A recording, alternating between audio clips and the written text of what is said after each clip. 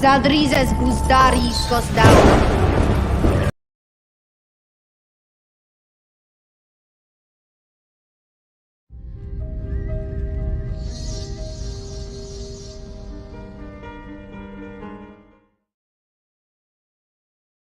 What's up? I'm eating chicken marsala and about to discuss Song of Ice and Fire. What the fuck are you doing? Well, if you're here, you're probably listening to me. And thank you for doing that, because the long night has officially begun. Or, well, I mean, it's not officially, but it's already been going on, right? But yeah, so, these weekly streams are me discussing them. Occasionally, I'll get a guest like next week. Haven't announced this anywhere yet. I've told a patron of mine, but next week, In Deep Geek Robert will be joining me. It's the first time he's been on my channel in years, so I'm really excited about that. It's going to be dope. We're going to be doing the same thing, except for he'll be my guest, and that's next Saturday at the same time. I think Saturday at 7 is a good time slot. Main reason being is because I triple checked. I don't think any other Song of Ice and Fire YouTubers are streaming right now, but I'm not sure. If there is one, please let me know, and I'll try to adjust it. Next week, we're actually going to be starting at 6 Eastern time instead of 7. I'm going to try to eat beforehand so my voice doesn't sound oily. I'm not a big fan of when, oily voices are being discussed, but that's dope. We got 37 people watching right now. I'm going to give a shout out to all of the participants in the chat. Then I'm going to run through some questions from a patron, then also channel members, and then we'll discuss anything A Song of Ice and Fire. I think that's more fun, right, than when I try to stick to one topic, because then what'll happen is I'll run out of stuff to say, right? And then I'll I get scatterbrained more easily. So if I go into it knowing it's going to be loose and open flowing, then it makes it easier for my brain to be like, all right, well, just get ready for anything, right? Like, for instance, all of these live streams that I've been doing, what I'll do to prep for them is listen to Fire and Blood, right? Over and over again. Occasionally I'll put on World of Ice and Fire version of that. So that would be the reign of King Viserys. I guess even King Jaehaerys, right? And it's shortened, it's condensed, and also some of the things have been changed. Also, there's an error in World of Ice and Fire. There's a few of them, but in the audio version, it's not Roy who says this. It's the other guy who does the narration, but he calls it Rook's Roost, right? That's the battle with Rhaenys that's going to happen next season, and it's actually not. It's Rook's Rest. So I thought I've been saying Rook's Rest for years wrong, but no, the person who narrated the World of Ice and Fire book on Audible was saying it wrong. But yeah, so let me give a shout out to everybody in the chat right now. All right, so if you're here but you're not typing, please type in the chat so I can give you a shout out. Shout out to Adrian D, Breanne Johnson, what's up, girl? Alicia Colehep, what's up? Heart of Inspiration, what's up? The Breanne Johnson and Heart of Inspiration and the North Must Remember are all members of my Dragon Knight tier, right? And I have another tier, and this sounds insane, but I promise you, Patreon is the main way to get frequent content from me for the foreseeable future, because look at my last videos, right?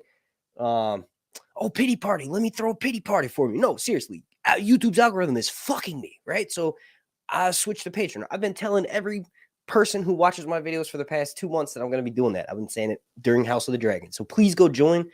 You can join for as little as $1. I opened that slot back up, and I'll leave it open if people want it open. To be honest, I can't really say that listening to just audio versions of my content right now is worth more than that. I think it is, but I can't, not everybody can afford the other tiers, right? But anyway, I have another tier for $100.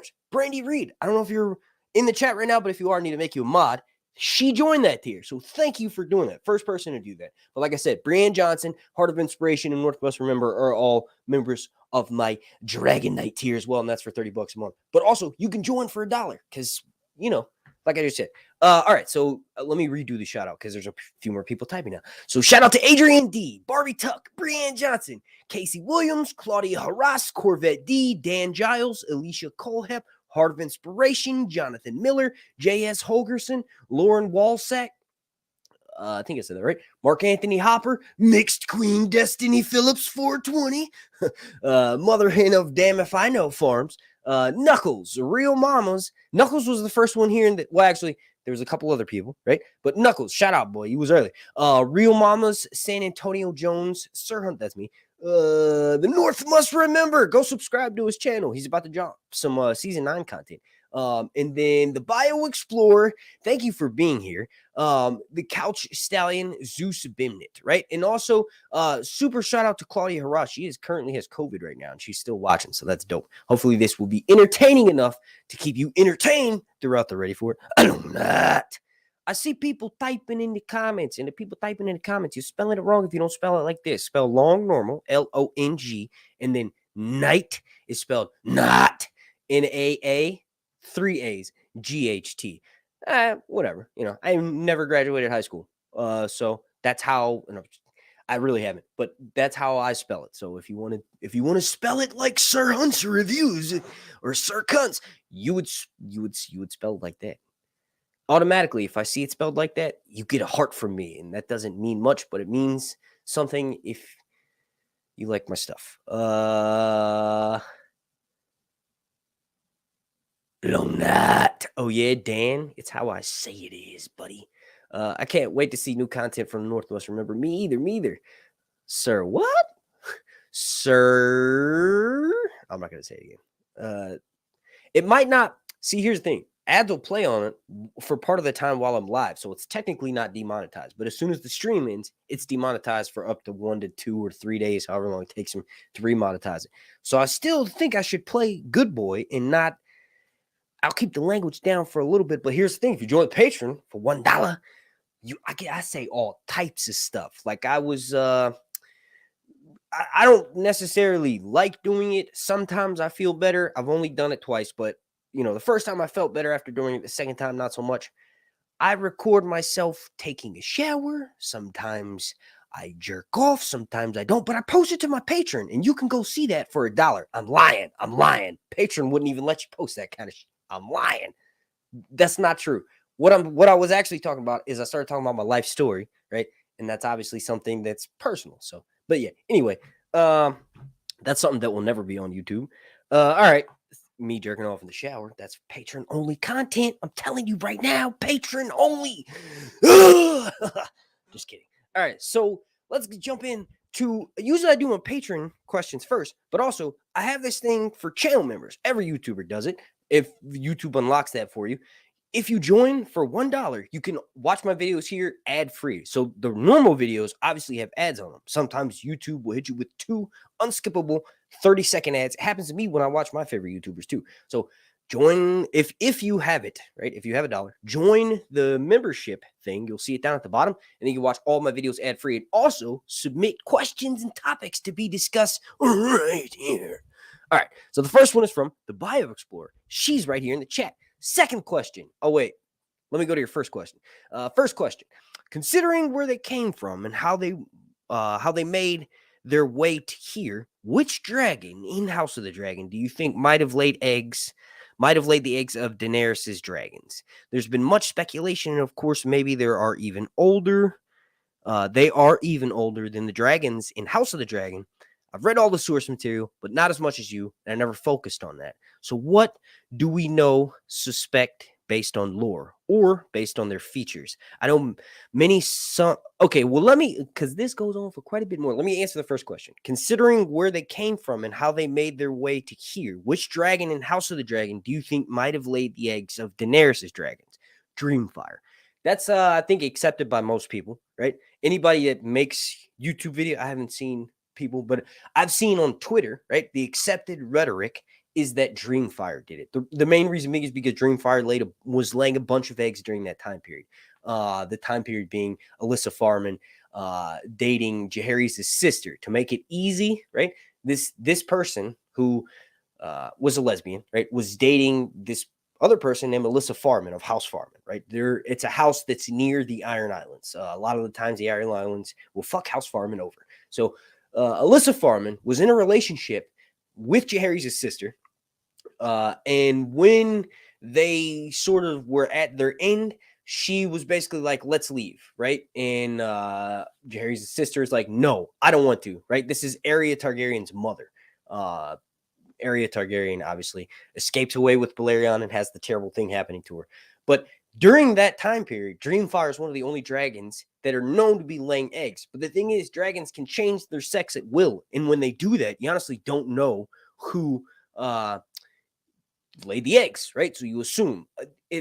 On the TV show, they're making it sort of easier to digest by having Damon grabbing a clutch of eggs and being like, hey, these are Syrax's eggs. And also Syrax is referred to as a female. They say she, right? And the reason why they do that is because Syrax is laying clutches of eggs. She's a female. So Dreamfire during that time was the one who was laying the most clutches of eggs. And then also, if you look at Dreamfire on House of the Dragon, looks exactly like Drogon, smaller version.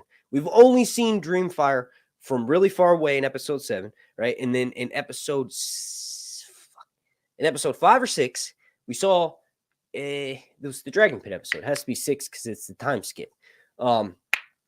So when Aemond, right, after the whole pink dread thing happens, Aemond goes down into the depths of the Dragon Pit, and then Dreamfire scares the crap out of him. It's actually really interesting because Dreamfire is his sister Helena's dragon, and Helena's a few years older than he is, but she's already riding a dragon that big, and at that age, Aemond hadn't even claimed a dragon. So, in my opinion, Daenerys' dragons are confirmed for the TV show to be Dreamfires. Dragons in its mission by Jaehaerys. I talked about this in the last live stream, or maybe it was one of the videos, or maybe it was on Patreon, which you can join for $1. If I reach 100 patrons by the end of this stream, and I'm at 83, if I reach 100 patrons, I will start jacking off on screen. I'm just kidding. I don't even, that will probably get a strike on my channel, just even saying that, but I'm just kidding. I'll go shirtless for the rest of this. No one wants to see that anyway, but that's just the thing. I'm 17 patrons away from reaching 100. Okay, let me continue with the question. Probably lost a bunch of people watching when I was talking about that. All right, so the next part of it is there's been speculation, and of course, maybe there are even older than the dragons. Oh yeah, what I was about to say about dragon eggs. When they get taken from the Dragon Mount or the fires of Valyria, the 14 flames, volcanoes, that there was probably dozens, if not hundreds, or I wouldn't say thousands, but dozens to hundreds of dragon hatcheries around Valyria in its heyday, right? The Valyrian Freehold, where all these white-haired, silver, golden-haired individuals who ride dragons come from. In their heyday, they probably had dozens or hundreds of these hatcheries. But as soon as you take an egg away from there, it starts to petrify, and it's a really costly stone. So what ends up happening in the books, just to go deeper on your question, do y'all like it when I go deeper? That's what I asked my girlfriend. That was all right. So when you take the dragon eggs away from like a volcano location, they petrify. But in the books, Jaehaerys basically strikes a deal with the Sea Lord of Braavos in his day. So this is around 50 to 60 AC. I don't know the exact year, but Jaehaerys is still in his prime. So this is a long time before the start. Well, not the start of House of the Dragon, because it starts in 100. So this is about, we'll say 30 to 40 years before the events of House of the Dragon. So Jaehaerys in his hand of the king at the time, which is a whole other thing, because this dude Septon Bath was not, it's not a usual thing to make a sept in the hand, right? So Septon Bath strikes a deal with the Sea Lord of Braavos to because obviously Jaehaerys tracks down what ends up happening with the eggs, right? And Alyssa Farman built a ship in Braavos, and Braavos is known for building these ships really quickly. It costs a lot of money. She traded the dragon eggs, and everything is assumed in George's books. It's annoying to even have to explain that every single time, because I repeat myself so much when I say that. So I'm just going to pretend this is fact, because this is literally what the book says. And George leads you into thinking this way, and I don't have time. Well, this is pretty much the only way. So Alyssa Farman, after stealing the eggs, oh yeah, and I never even really mentioned what happened in between Alyssa Farman and Jaehaerys' sister. So they had a falling out. She's like, I want to leave. And Alyssa Farman's like, can you please come with me? You know, you have dragons, we can go anywhere. And Jaehaerys' sister, Arya's mother, is like, no. And I can't remember her name. That's why I keep calling her Jaehaerys' sister. But I'll embarrass the shit out of myself if I look her name up. So Jaehaerys' sister, and I'm kicking off that chicken marsala in Coca-Cola, Jaehaerys' sister basically says, leave. And when she leaves, she steals 3 dragon eggs. And, Jaehaerys is immediately made aware of that. So they eventually track down those dragon eggs. And Alyssa Farman, the woman who was dating Jaehaerys' sister, who's a lesbian, stole those eggs and sold them to the Sea Lord of Braavos for a ship known as Sun Chaser. This ship was massive. It was very expensive. And after she left, Septon Bath, Jaehaerys' hand, shows up and is like, hey, what happened to these dragon eggs? And the Sea Lord Bravos is like, maybe I do have these dragon eggs. Maybe I don't. And he's like, well, if you do, you'll have fucking the Might of Valyria reborn as King Jaehaerys come down on you. So where are these dragon eggs? And the Sea Lord Bravos is very calm in this situation because at the time, Septon Bath has a bunch of Kingsguard with him, right? Or a few really, the Kingsguard are the most devout, strongest, best warriors in the world, right? Or in the Seven Kingdoms at the time. So the Sea Lord Bravos is like, okay, you can threaten me with these dragons, but I'm going to tell you right now, we have the Faceless Men, right? And the Faceless Men are the most elite group of assassins in the world, right? The Faceless Men were probably involved with getting Aegon to submit and not bring Dorne into the fold, right? Aegon the Conqueror, right? The Faceless Men were probably, they're just so world renowned that Septon Bath got scared of shit. And he's like, oh shit, did you kill all the Kingsguard men outside my door right now? And he's like, no, don't worry. I didn't do that. Perhaps I did. If you bring dragons to me, perhaps I will kill. He's like, he basically says the Faceless Men won't be able to kill everybody, but they'll be able to kill a few people of importance. It's a really dope conversation. I suggest you read Fire and Blood. It's good. This is obviously under the reign of Jaehaerys. So there's like a stalemate because basically the Sea Lord Bravos is like, look, you pretend I don't have these dragon eggs and I will take away the debt. It's annoying for me to keep doing the Mario voice. And it's probably offending any Italian people that may potentially be watching right now. But guess what? I can do this because I'm 1% Italian, which means my mother was probably 2% Italian. I'm also 1% Portuguese, so I can make fun of the Portuguese as well. Not that I would do that. Not that I would make fun of the Italians, but I can do the Italian North American or American voice because I have met people and they're very cool. When I talk with them like this, they're like, oh, he's one of us. All right, so let me get back on track. Let me reel my fucking brain in. All right, well, that was 2 or 3 times of me saying the F-bomb. So this is officially, oh, this needs to be charged. Ain't that a bitch? You can't even charge it because I ain't even got the piece. Did she turn on the air conditioner? Yo, hang on a second. Let me. Hey, can you turn off the AC?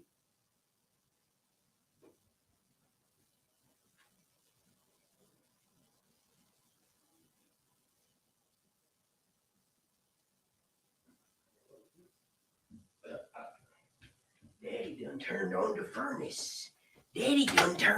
furnace. It's about to get real hot up in here. All right. So yeah, the Sea Lord Bravos is like, we will wipe away the debts that the crown owes. And the crown was in a bunch of debt from King Maegor the Cruel, Jaehaerys' uncle. So that'll end answering that first part of the Bioexplorer's question. All right. So let's see. Let me get to the second part.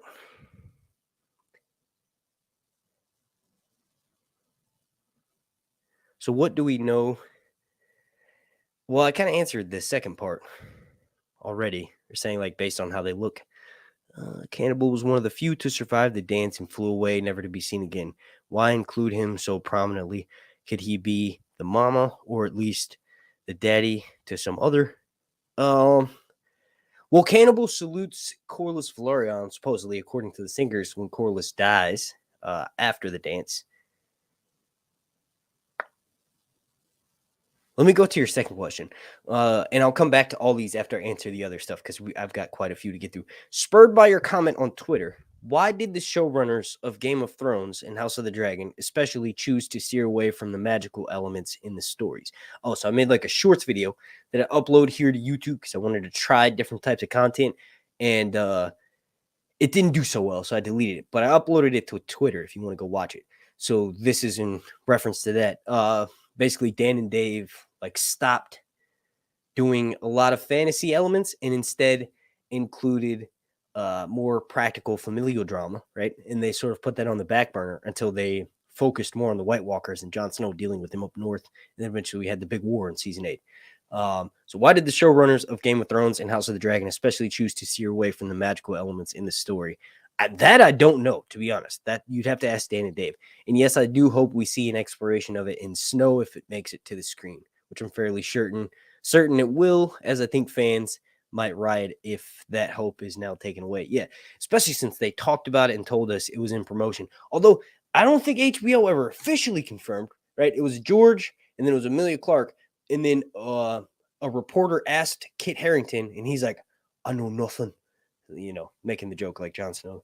You know nothing, Jon Snow.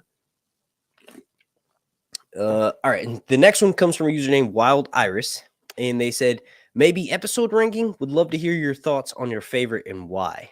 All right. So my favorite episode of House of the Dragon, I'm assuming.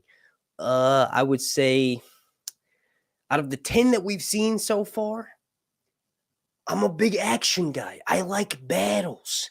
And the only time we really saw a dragon killing an enemy, aside from small folk, talking at you, Melee's busted up the floor, right? You killed small folk. Not my favorite, although I do love dragon scenes. Probably based on that alone, episode 3, right? We got Daemon doing the awesome fight scene, right? And then we had me, right? It took me weeks to film that. I was on Sea Smoke and I was burning everybody up. And I was kidding, Laenor, right? That was a badass dragon scene. It was dope. I wouldn't say a lot, but I did see a bunch of people say, why did he say woo? Like, do you not have any joy in your life? It was hilarious. And also, when you're riding a dragon, would you not be that fucking excited? Like, you got to realize, and I think maybe these people might have realized that. I don't know. Laenor had been, right, and Daemon had been in the Stepstones for so long, in the Triarchy are hiding in the caves like some little bitches. So finally, he's like, this is what I've been waiting for. I've been down here. I'm ready to burn these motherfuckers. And he did it. And he's like, woo! I would have done the same thing. I felt like the writers of the show were like, this is what Sir Hunts would say. This guy looks just like him. No, I'm just kidding. But yeah, that's my favorite episode based on that. But if we want to go off of like, this is cliche as shit, but episode 8, obviously, episode 8 was prime, right? And it was the last episode we got to see Viserys. We lost a bunch of other cast members, right, that had different sized roles. Like, obviously, Harwin was really prominent in the one episode, and then he dies, right? And then his father, Lionel, had a longer role, right? But well, I guess they were on the show for the exact same amount of time. It's just you got to know Lionel more because of his conversations with the king. So their deaths were impactful. But when Viserys died, and I obviously know this is going to be coming ever since I read Fire and Blood, everybody watching it knows this is going to be coming. They made it seem like the king is obviously dying. Something is going on. He's probably going to die soon, right? So that death was nuts. So episode 8, based on that, based on cool visual effects. Episode 3, just heartfelt, meaningful episodes. Episode 8, and then out of like, I don't even know what to classify the next of my favorite episode out of the 3. Probably episode 10. It's tragic as hell, right? Lucerys, as the actor, we only got to know him for a couple of episodes, but that scene was nuts. That scene had his death was like topping Ned Stark death if you didn't know anything about it, because they did a pretty good job of doing certain things, like showing, okay, Lucerys is telling his dragon right before he gets on it and flies off in the storm, listen to me, make sure you follow directions, serve, right? And then also you notice how risky it was when Aemon was a kid claiming Vhagar, that it's not always like he could have died. Vhagar could have burned him, but he had heart and he showed strength and he climbed on top of her and mounted her. And she's like, all right, well, I wasn't doing anything anyway, right? So that, what the hell was I talking about? Oh, yeah. Episode 10, right, would be the other one. And then obviously episode 1, episode 2, episode 4, right? Love those episodes as well. All of them. It's kind of hard to pick just one. So, and then I got another one from Melanie Ramsel, Melanie Vine, right? And these are all members here on YouTube. You can join if you want to watch my videos ad free. You can join for $1. Melanie says, hey, I may be able to make that one. And let me see if you're in the stream right now. Are you in the chat?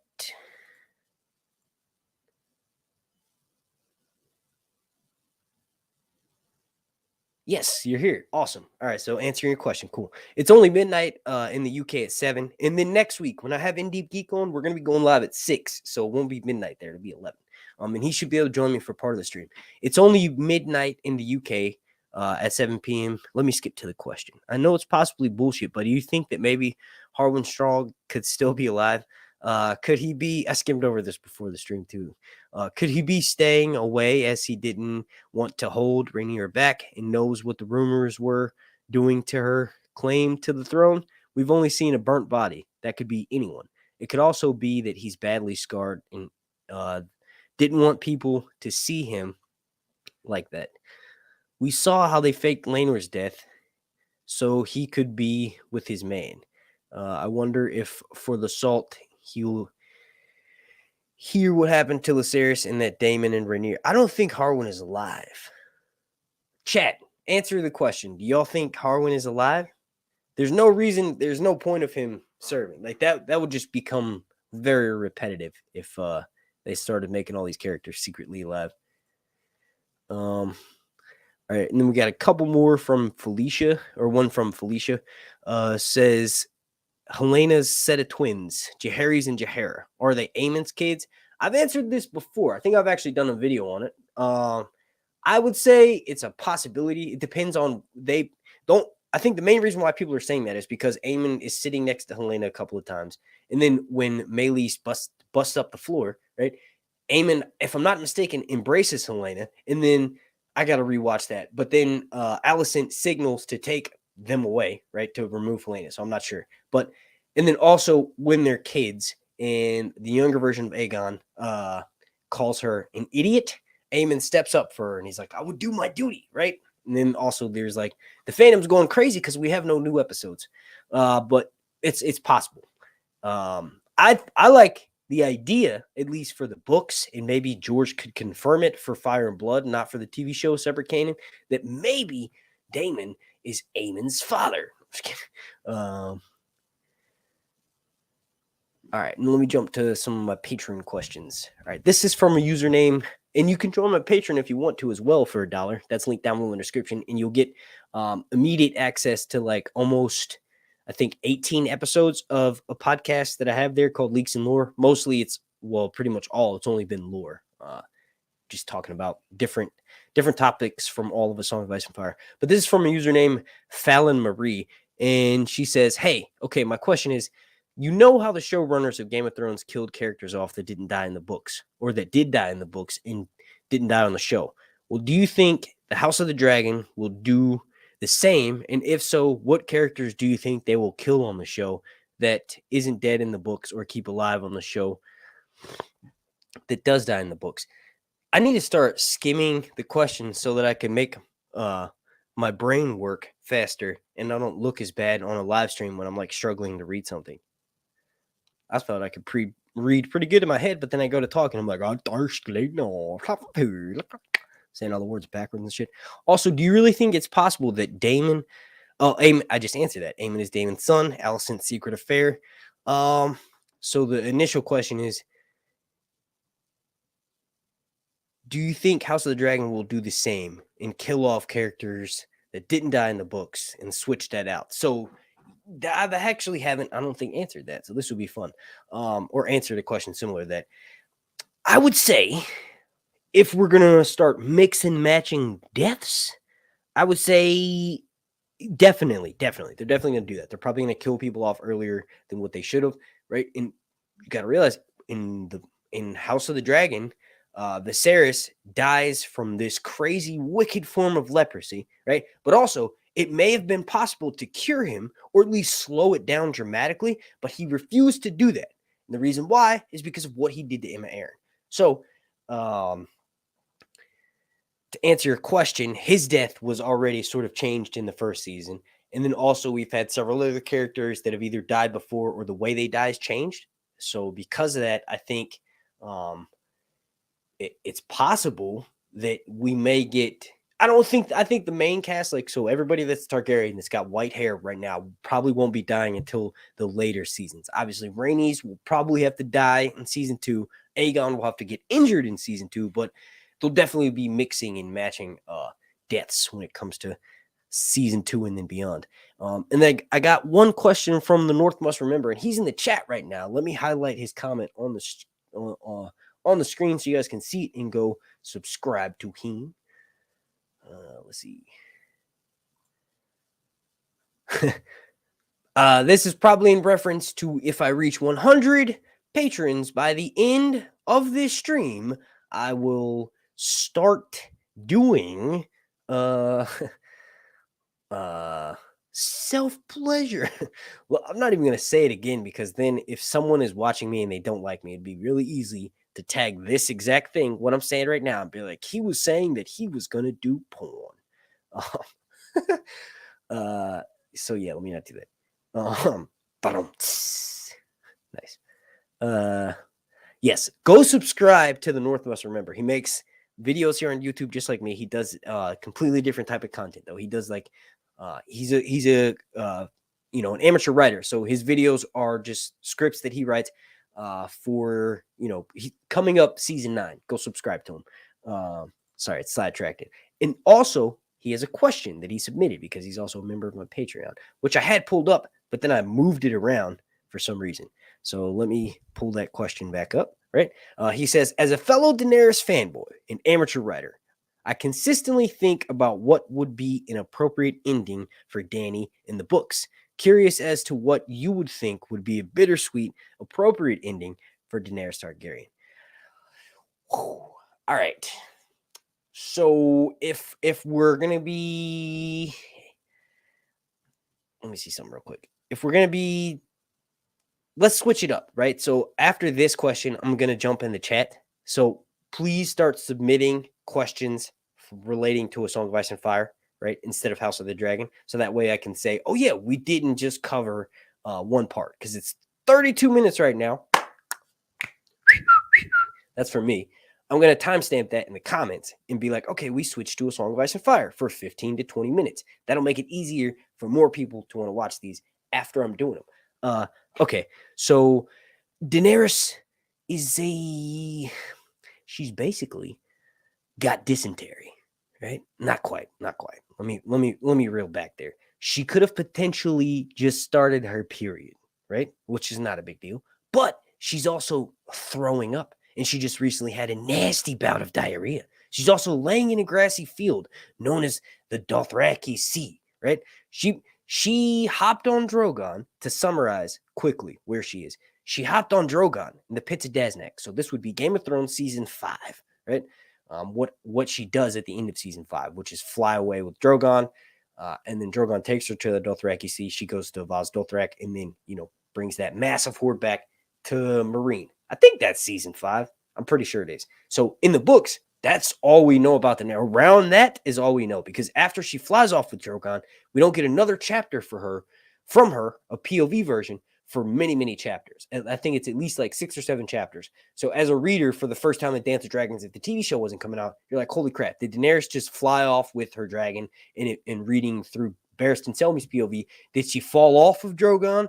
Did she burn up? Did Drogon burn her up? But also Barristan is like, no, I saw her. She had a whip. She mounted Drogon. But then also he thinks, I wouldn't have seen her if she fell off. She was so tiny, she could have totally fallen off of Drogon. Also, Drogon is like just barely big enough for her to fly. He's still pretty big.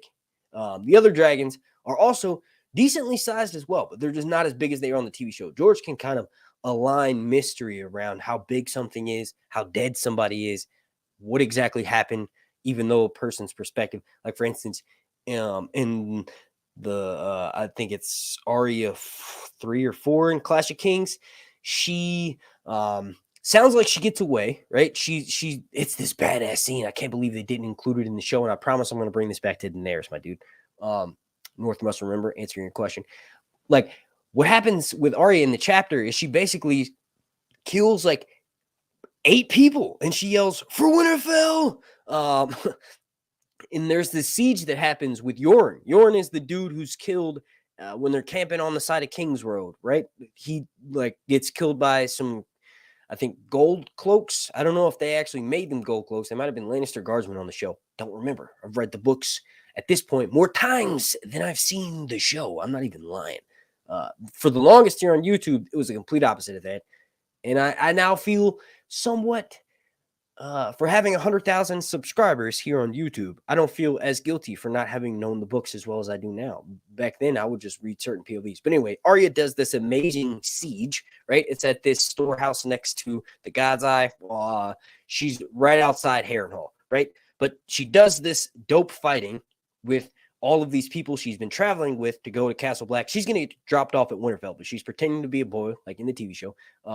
And she gets whipped with a stick by Yoren because Yoren was saw Ned being beheaded and grabbed Arya so that she wouldn't watch at the last second and basically was like, "You're coming with me, boy," and then like cuts her hair and Arya starts crying blood, and then that chapter ends in the Game of Thrones. But then you find out in the Clash of Kings, oh, she's with this dude Yoren. It was a struggle for her to get out of King's Landing, but ultimately Cersei has Sansa but has lost Arya. So Arya is traveling with the Night's Watchman, Yoren, with a bunch of other prisoners. Gendry's there, Hot Pie's there, right? Lami, right? And all of these people are traveling with her to the wall, and they end up getting held up at this like storehouse next to the God's Eye near Harrenhal, making their way north because they have to cross the river and they can't, so they just sort of stop and encamp at this abandoned town. And they're sort of sketched out. They're like, why is everybody gone? That shouldn't be the thing, right? So there's a Lord's Keep, and they end up holding up in there because they're being followed by these city watchmen, gold cloaks, that were sent by Cersei to go and follow them and bring back Gendry, who's a bastard of Robert Baratheon, and also they don't really know it, but Arya's there, right? So what ends up happening is Yoren is like, fuck this, we're about to make a standout. And Arya does these awesome things that weren't included in the TV show. I guess the one thing that you could say why they weren't included in the TV show is because it would be a little bit unbelievable for an 8-year-old girl to kill all these people. But also, not really, because she killed the Night King. So you totally could have put this in there. It's badass. It's a siege, right? The Sir Amory Lorch is laying siege to this tower. Arya kills a bunch of people, and she goes, "For Winterfell!" And it's really funny because Hot Pie thinks she says "For Winter Hell," and he's like, "What's Winter Hell?" It's really funny. But anyway, how did this relate to Daenerys? That I don't remember. Let me go back to the question, but it's just fun to talk about stuff like that. Going back to Northwest Remember's question. Oh yeah, how Daenerys' end is going to be. So I guess I just got sidetracked talking about Arya. Well, thinking of what could happen with Daenerys in the end. Now, we haven't even gotten Winds of Winter, and I don't even know how many off the top of my head right now. There may be one Daenerys POV sample chapter from Winds of Winter. I don't even think there is. I think there is. I know for a fact there is Tyrion, right? There's a few Tyrion ones. One of them was what George spoke out loud at a conference, and then nerdy fans wrote it down, and that's sort of like the accepted version of a sample Tyrion chapter from Winds of Winter. So we haven't gotten much from her storyline. We do know from a few characters that are involved with her storyline, like Tyrion. So from that one chapter, it's going to be hard to give you an honest answer and sort of surmise how her whole arc is going to end. But we can talk a bunch of Daenerys stuff that may potentially happen. So she's going to go to Vaz Dothrak for sure, right? The difference is she's going to probably, for the most part, it seems like Drogon is going to go there with her, right? It's not going to be like a situation of you're not going to know what happens and she's going to burn the hut down. Like that'll be hard, right?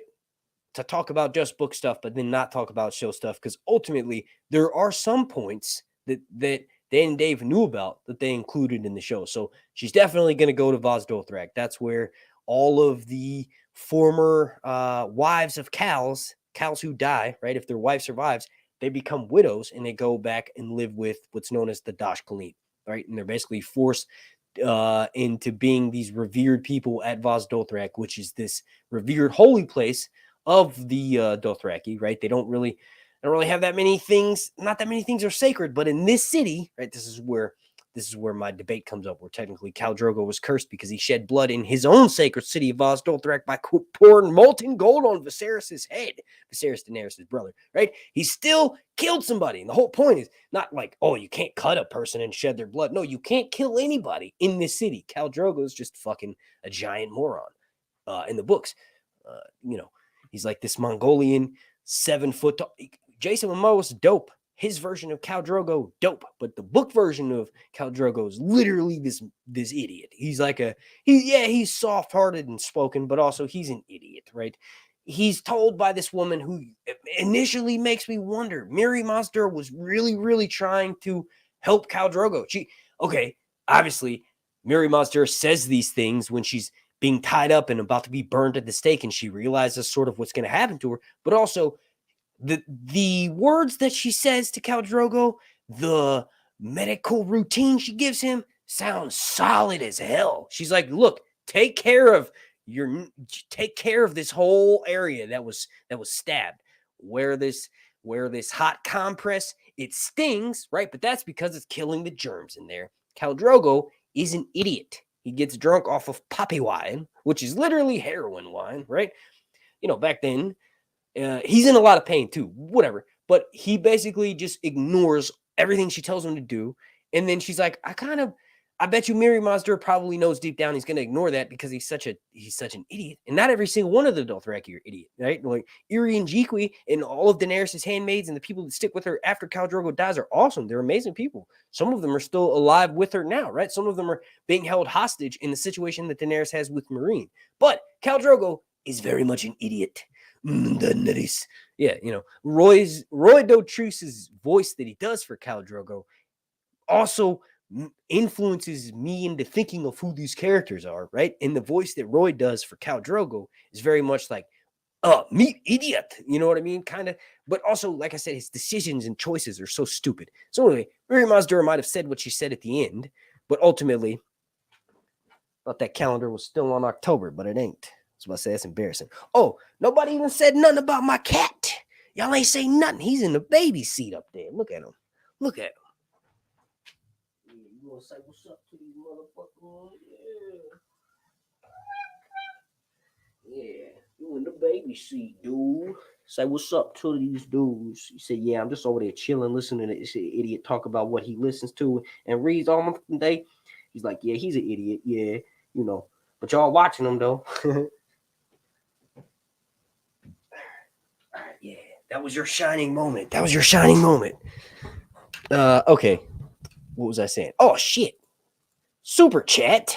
Got a super chat from Heart of Inspiration. Why is it not letting me show it on the screen? I'm going to get back to your question. Also, there's someone in the chat spamming something. Fuck. What? 18 sex.xyz. No thanks. This is the person who sent the super chat. I don't know why it's not letting me show that. StreamYard software is silly. I'm going to be switching to probably using OBS in the next month or so. Danny question. Sweet. So this is on topic. So let me answer this real quick. Northwest, remember? I promise you I'm going to continue answering that. It's a lot of fun to talk about Daenerys. And like I said, in the beginning of answering that question, it's going to be hard for me to give you or to sort of surmise something that would be within a reasonable amount of time of where I think Daenerys is going to end. You see how I got sidetracked on the Khal Drogo tangent, right? Danny question. Thank you, Heart of Inspiration. She has a YouTube channel as well. Go subscribe. She says, I can't wait to see your new content at the Northwest. Oh, wait. No, that's what the comment down there says. The super chat says, Danny question. Now that we have more info about the magic of Targaryens, do you think Drogon could have taken her to Dragonstone, Driftmark, or somewhere else to have her resurrected in the show? Definitely. You know where she went? She went to the biggest temple of R'hllor, where all of the fiery priests reside, right? For the TV show, clearly, right? Or are you talking for Song of Ice and Fire? Well, obviously for the TV show, because that hasn't happened in the books. Look at me, I'm an idiot. She went to... So, wait, let me read the question again. Now that I got really excited.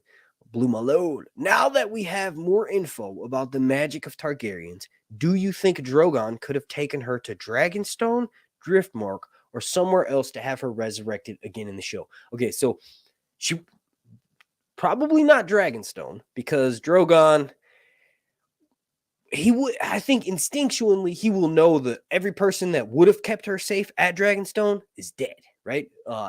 Especially since I hear my son, Grey Worm took the rest of the Unsullied away. So Drogon would sense that. He would sense that their presence isn't there. So Dragonstone, out of question. For Driftmark, probably not, right? With Driftmark, that's more sacred to the Velaryons. I think with that location being explored as much as it did in House of the Dragon, when we get the Jon Snow show, that could potentially be a base that's referenced or talked about, right? There's this character who's a bastard of House Floryn right now, right? Orion, right? He's Orion. No. Oh man.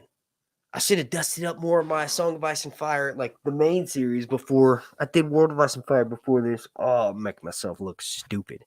All right, just give me a second. I'm gonna think here, but I'm closing my eyes so you know I'm not cheating and looking at some kind of notes section or cheat sheet kind of thing.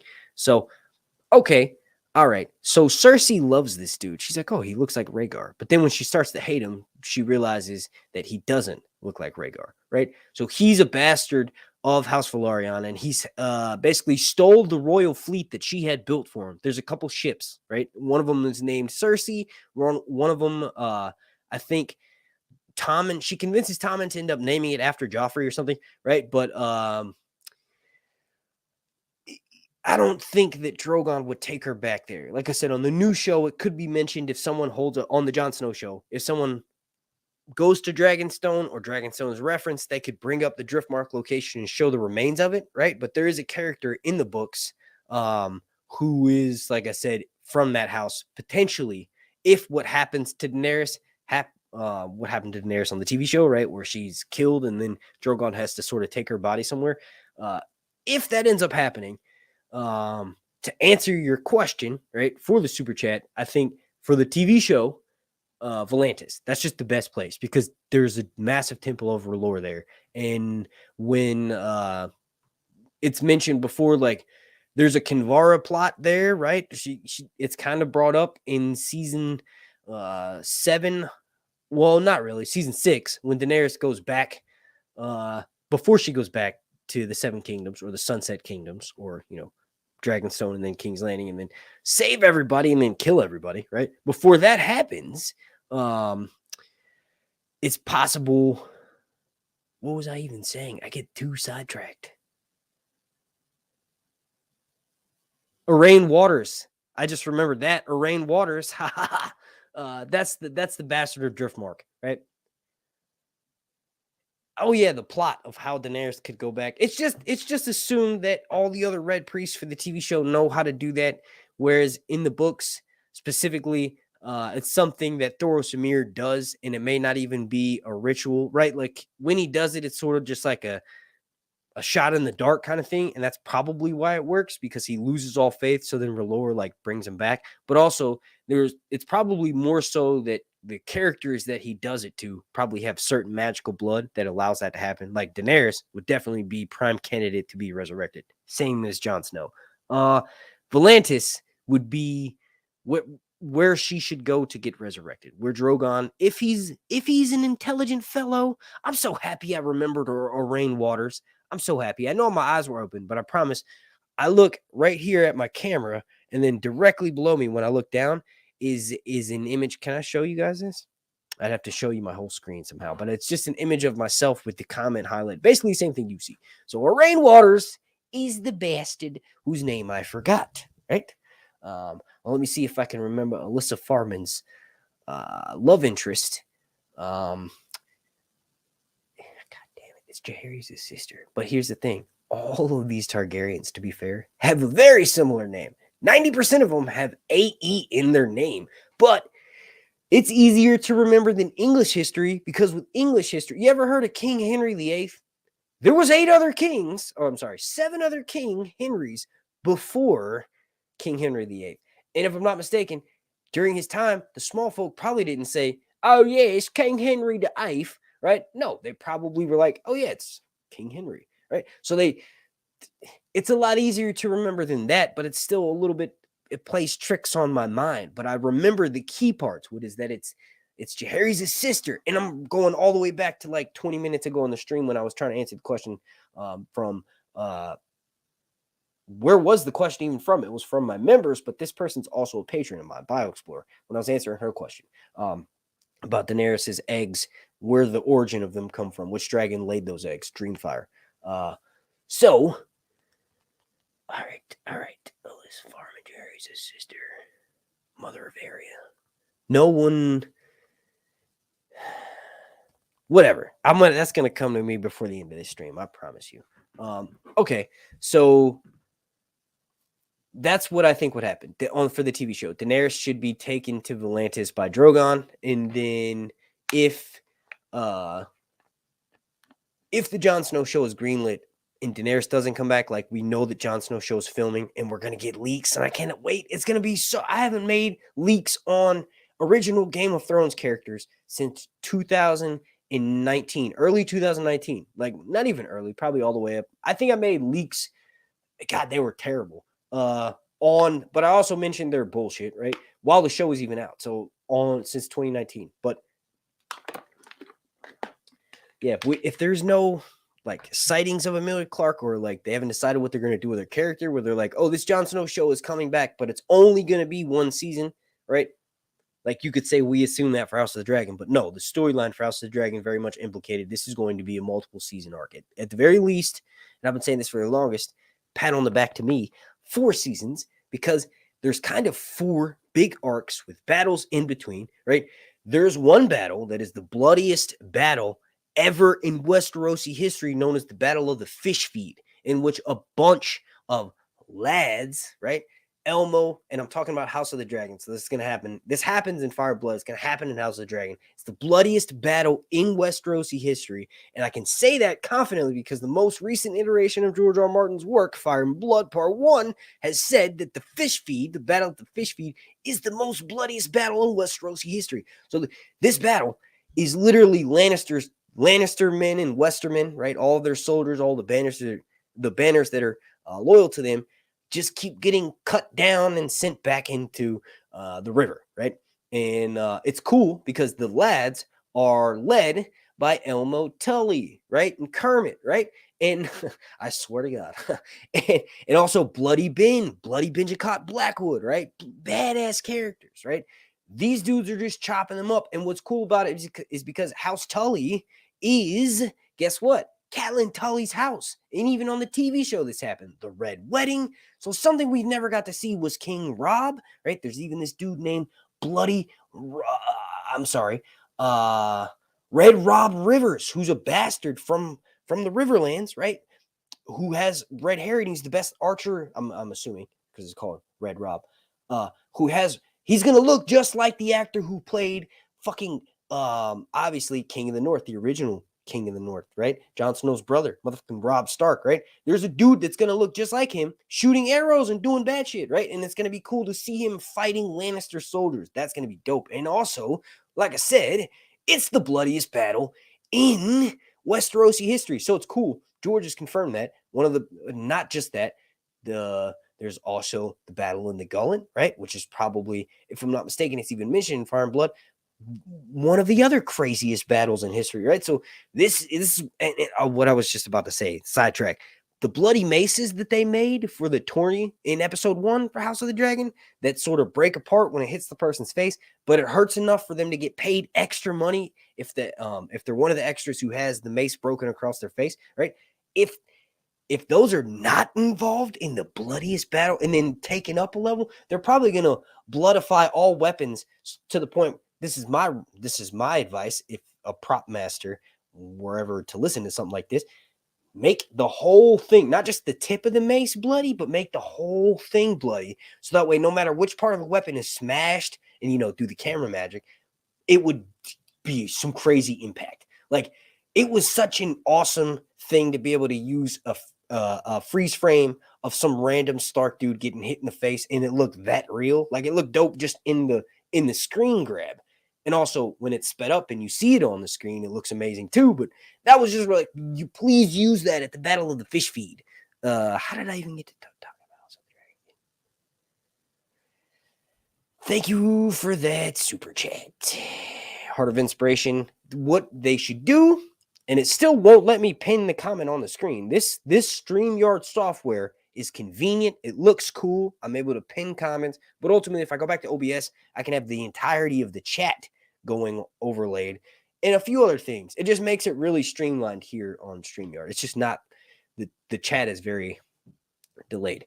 But yeah, to finish answering that, Daenerys, her body with Drogon should be taken to Volantis, in my opinion, because that's the strongest chance, and that's where I think he would naturally know to take her because he's sort of been in that area before, and the connection that he has all the way back to when he shows up to her at the pits of Daznak, going back to the North Must Remember's original Patreon question. That's where Daenerys is, pretty much. The reason why she's suffering from all the, like, where she has diarrhea and stuff is because she eats these berries. It's quite comical. She eats these berries that she finds because she's starving. Before that, she's living off of scraps from Drogon. Drogon cooks his meat. Dragons and men in George's world are the only creatures and humans that cook their meat before eating it. So that's really cool. That shows you how akin to men dragons are, which also makes you know that not every single dragon is a monster. Or like Vagar wouldn't have necessarily have done that in her younger days. Maybe she wouldn't have chomped Lucerys up like that in Arax and spit him out like that in her younger days. And dragons are very much like people, and you can't control a person if they were the size of a dragon and they had the ability to fly. So that's a big thing behind George's story. And I don't know if the writers or whoever would say something like that, but that's something that they should say in the thing, is because it's not just Zeldrizas Wuzdari Ixos Daor, right? It's not just a dragon is not a slave. A dragon is also another human. In George's world, dragons are smarter than humans. He hints at it too much about, like I was just talking about, for them to not be considered another person. So if a person was that size, you couldn't make them do shit, right? But like I said, not every single dragon like that is like that. So Drogon's bond with Daenerys literally is special because he's been with her since he was born. And then also it was probably traumatic, if we're pretending the dragons are humans, it was probably traumatic for Drogon because he was petrified. He was in stone, literally. When Daenerys was gifted those eggs by Illyrio Mopatis at her wedding, they were just rocks. Pretty much what Jaehaerys knew would happen to the eggs that were stolen by Alyssa Farman. So that's just, in my opinion, the best option for Daenerys for the TV show, Drogon. And then answering the initial question for Patreon from the North Must Remember. And I see I have a couple more super chats for like $20. I'm about to answer those right now. One of them is from you, North Must Remember. Thank you, dude. And then another one is from another user. Let me pull up the actual YouTube chat off of YouTube so that way it doesn't disappear. All right, there we go. But I can't pin that on the screen either. So going back to Patreon here. Answering the North Must Remember's question on Patreon. Well, let me repeat it because I've said a lot of stuff now. Okay. As a fellow Daenerys fanboy and amateur writer, make sure you go subscribe to the North Must Remember here on YouTube. If you're looking in the chat, you'll see them. I consistently, and thank you for your support, man. I consistently think about what would be an appropriate ending for Daenerys in the books. Curious as to what you think would be bittersweet, appropriate ending for Daenerys Targaryen. So going back to that, like I said before, it would be hard for me to surmise or give a good answer in which I could say, okay, this is what's going to happen to Daenerys, and here's why. It would let me do that as the topic for the stream with In Deep Geek next Friday. I have 100 people watching right now, and it's not next Friday. I'm an idiot. It's next Saturday at 6 p.m. Eastern. Obviously, unless something happens, where he can't make the stream or I can't actually do the stream or whatever, right? All that being, willing. This is the week of Thanksgiving, so hopefully a lot of people are home. It'll be awesome, right? He hasn't been on my channel in years. I can't wait. We're gonna be talking just like this, and we can even do Lord of the Rings stuff. I'm just not that versed at it, so he will very much be like a Master Splinter, and I'll be like a Ninja Turtle type situation. So it'll be dope. You like that? Got them deep cut references. Teenage Mutant Ninja Turtle. I've never even made references to that, but a lot of people when I was growing up told me I look like a freaking turtle. So, if that's the case, I'm a bearded turtle now. No, I'm just kidding. All right. So continuing on with Daenerys, right? Let's just talk about where she is. Maybe I can give you a good answer if I just keep running my brain. Daenerys, where are you? Well, Emilia Clarke's probably filming something for Marvel right now, but Daenerys, the fictional 14-year-old little girl, In the Song of Ice and Fire. Where are you? Where are you going? Where are you going? Where have you been? Is that this Dave? I am no. Is that Dave Matthews, man? Superman. I haven't sang any songs in this whole live stream. I'm going to lose some people watching, but I'm going to sing one song right now. Let's pick a song. No, I just did that one. Let's do. Oh, damn. I listen to music a lot, so it's just hard. I feel like putting my brain on the spot. There's 1,000 songs just running past. Like if you're on your phone and you're swiping old school iTunes or something, and you go like this, those are all the songs going past my brain right now. It's not even worth it at this point. Oh, I'll sing some of my kids' music from their TV shows. The Elephant. Damn. I can't even remember that right now. All right, let's do Baby Shark, do do do do do do, baby. You know what? You know something I saw online. Baby Shark was actually on the CIA's top tracks or whatever, like top 10 tracks to torture people. So that's interesting. I listen to that all the time. It's funny. It was my son's favorite movie until he turned 1. Then he found Barney. Then he moved from Barney. He's now on Sesame Street. He goes back from Sesame Street to Barney, right? And then also some other shows that I try to sprinkle in, but he never wants to watch. He's like, what is this shit? I try to put on stuff that I watch. Rugrats, right? The dinosaur show, like where the people are dressed as actual dinosaurs. That scares him. He didn't even look at the screen when that's on, right? But he's all about just different things. And then he ended from Baby Shark, and I was like, yes. And then my daughter's old enough where she's watching TV, and guess what? Baby Shark, do. Why couldn't they change it just slightly? You know what's dope though? Put it in Korean. If you have small children and they love Baby Shark, put it in Korean because you're like, oh, what is this? It's like 안녕하세요, something like that. So you're like, oh, this is something new, right? It's funny to trick my son and put that on any of his shows, any type of random language, because then he's like, what? Because he's getting to the point now where he sees it so much and his brain is like a sponge. He's memorizing everything. So he's repeating stuff all the time. He curses almost as much as I do. I'm saying, whispering like he's in the room. Like, bitch. He says cunt. He says fuck. All that. It's hilarious. Literally, his first fully formed word was cunt.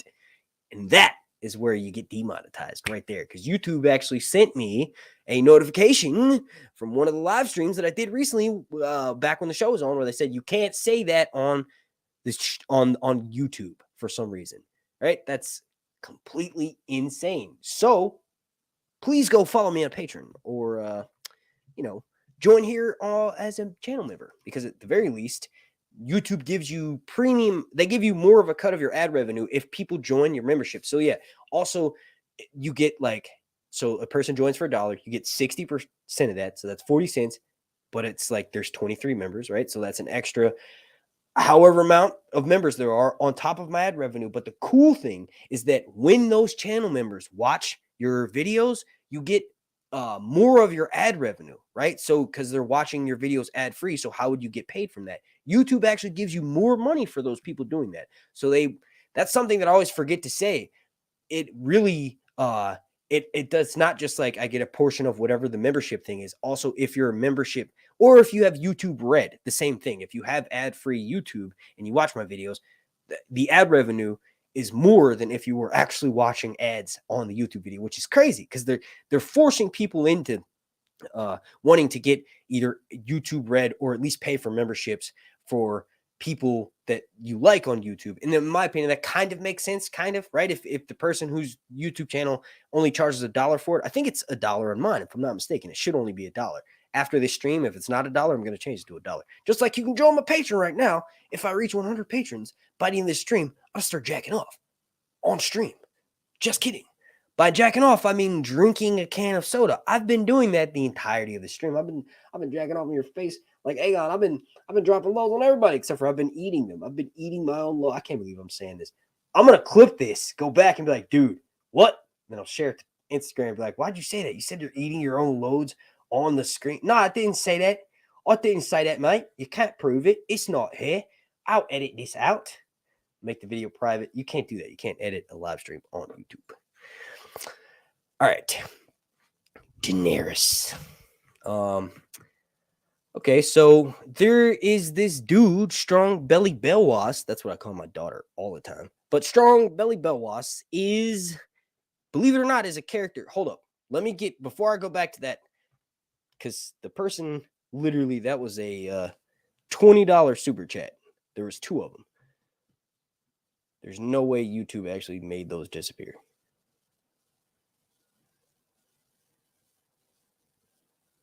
No, right there. Okay, so the first one is from Pebbles83. Thank you. You are a member of my Patreon. You are a subscriber. You comment on all my stuff. There's no reason why you shouldn't be a moderator. And it's not because you just gave $20. I know it seems like that. Here's one thing I haven't even mentioned. Oh, I'm going to do it right now, too, right after I reply to these 2 questions. This is my Caraxes painting. It's pretty dope, right? Y'all don't even know I got skills like that. I'm just kidding. It sucks, but I made it. So if you're a fan of me, it means something special. I like it. And every time I show it to my son, he goes, whoa! I swear to God. He saw me doing it. But when I finished and I show it to him, he goes, whoa! So that's awesome. But I can make a million of these. I got a million of those down there. So I'm going to give this away before the end of the stream. So thank you, Pebbles. I just made you a mod here, too. Do you think Fagon, like I said, it's not because you do that. It's because anybody who's been on my Patreon since before the show started. So since before you've been showing me support for a while, I usually tend to make you a mod. And if I see that you're active here in the chat, I'll make you a mod. So that's how that happens. Do you think Fagon will, thank you for the super chat. Do you think Fagon will try to steal one of Daenerys' dragons and win, or Dream of Spring will help with the help of Varys and Tyrion? Now, that's a good one. That's a really good one. And I'm going to go back to the Northwestern member who did another super chat right there. I'm going to go back to answering the Daenerys question. That's just going to be a topic for me and Robert to answer next week going into it. Robert from Indeep Geek. All the people watching this right now are probably already subscribed to this channel, but if you haven't, go check him out on Indeep Geek. He does an amazing style of narration where he lays stuff out that's very clear and very concise. And that's something I'm actually working towards. And I've spoken with him privately about that. It's like my, I guess you could say mentor, you know what I mean? But we're also friends. I've met him in real life. So it doesn't necessarily feel weird saying that. We've hung out at a bar. We've had drinks together and stuff like that. So that's cool that I could say that. And he came all the way over from friggin' Mario, England, right? So that was cool. In Nashville, Tennessee. Of all places. I had only been there twice. That was my second time being in the city. Also, Aziz from History of Westeros was there. A couple of people that may even be in the chat were there. It was a dope convention called Con of Thrones. It was the 3rd one in 2019, so that was really cool. I think he was going to come to the 2nd one. Did he come to the 2nd one? I can't even remember. Mark always gets fucked up during Con of Thrones, so I can't remember. Like, I never, and I know it sounds crazy because the people that saw me there were probably like, oh yeah, this guy's a raging alcoholic. I never drink. And then when I do, it's usually at those. So I'm like, oh yeah, time to. And the reason why I stopped drinking is because I'd be like, well, I'm technically not falling over drunk. Why would I not have another one? My shit was bourbon. And I only started drinking bourbon. It's the same reason why I started smoking cigarettes, because I was like, real men drink bourbon. And as a teenager, I was like, oh dude, all the cool kids are smoking. And then I was like, I got to actually learn how to inhale because none of the other kids know how to inhale, right? So that was me, dumb Mark. Went on to never graduate high school. Do you think Fagon will try to steal one of Daenerys' dragons and wins? Thank you for the super chat. And I'm just repeating this question because I just said all this stuff. Or Dream of Spring will help Varys and Tyrion. With the help of Varys and Tyrion. So Fagon, right? And I appreciate the super chat, but I don't appreciate the way you just casually said Fagon as if this is not the little baby whose head was supposedly bashed into the wall by the freaking mountain. If this is not the same baby that was snuck away. Now, here's the thing. Since then, George has written multiple material of A Song of Ice and Fire of little babies being snuck away and several different things happening, several of which happen in House of the Dragon. Not by Varys, because he's the freaking spider, and he's a newer character for the main series and hasn't died yet like he did on the TV show, but there is a history of characters being easily snuck away. We saw it. We saw it in House of the Dragon multiple times. Rhaenys snuck out of the city, right? Also, Daemon and Rhaenyra, right? When Rhaenyra is played by Millie Alcock. This is in episode 4 when Daemon comes back, King of the Narrow Sea, right? Secret tunnels, Maegor's Holdfast, right? So there's no reason to believe the baby was so destroyed. And George makes a point to say this. The baby was so destroyed that it bled through the crimson of the Lannister cloak, and it was laid in front of the Iron Throne, and like its face was unrecognizable, except for some witnesses said they could see little hanks of silver hair. Nonsense. Aegon, who you just called Fagon Pebbles, was snuck away. And it's just the perfect thing to have this dude that it's just a commonly accepted theory. What happens online is someone makes something very compelling and convincing, and you're like, if you don't read it yourself or you did read it yourself, and this person is just really convincing. Whoever it was that started that theory, they said this person is fake, and it's George's fault. So George is the person who started that theory that Fagon is not Aegon, right? Because of the way he writes his stories and makes everybody lying all the damn time, and everybody's secretly this and that person's secretly that. It's my job to add clarity. No, I'm just kidding. It's my job. What is that from that? I don't even know. Whatever. I don't even know what I was getting. I was going to make a punchline joke, but I can't even remember. Yes, it's George's fault for making us so basically conspiracy theory in his books. Everybody goes full on conspiracy theory. But I'm telling you, there's no reason why he isn't, even if he's a Blackfire, right? And he's Vario's, pretty much Varys's or Illyrio's secret son. We've never seen Varys not having a dick. That was a whole thing we've talked about in the live streams. We don't know. Varys could totally lie about him not having a penis. Maybe, right? Aegon, right? Blackfire from either, Illyrio, who literally has pretty close to some hair that has been described as Targaryen before of Valyrian, right? Also, all of the people of Lys, for the most part, have Valyrian descent, so they have this hair color, right? So it's possible that Illyrio himself had a kid with his wife Sarah, and that kid is Aegon, and they're making this story up that, like, oh, Aegon is, technically next in line for Iron Throne because he's Rhaegar, Jon Snow's father. This is his other kid that was supposedly killed by the Mountain. They could be doing something like that, but you got to realize a Targaryen is still a Targaryen, whether they descend a black or a red, right? A dragon is still a dragon, whether black or red. That's how the saying goes. But they're still a Targaryen, which no matter which line they descend from. And then also, you got to realize, even if he isn't a Targaryen or a Blackfire, and he's just some random dude with Valyrian blood, right? Because in Tyrion's POV, he rides with young Griff, who the character is known as. Big Griff, right, is actually this dude who, John Connington, he's actually the best friend of Rhaegar. So Rhaegar has been raising, supposedly, Rhaegar's son his whole life via being sponsored by Illyrio and Varys, and they're getting mostly Illyrio. Varys has obviously been in King's Landing, but Illyrio is giving them gifts, like he gives them this crate of armor. And then guess what? There's this awesome scene where he dons it. And from that point forward, I'm like, oh shit, it's through Griff's perspective. Because after Tyrion gets caught by Jorah at the whorehouse, because Tyrion is set up by Varys to go, with Illyrio, to go with Aegon and the dude Griff. So Griff and young Griff, right? Tyrion immediately figures out it's Aegon, right? But he's charged with, after he kills his father, the same thing happens on the TV show, but it's way more interesting in the books, obviously, like everything that happens, right? He's charged to go with Aegon, to go and eventually meet with Daenerys, and they have to take this long journey to get there because Daenerys is in Slaver's Bay, and they're not quite there yet, and they're almost there. But Tyrion,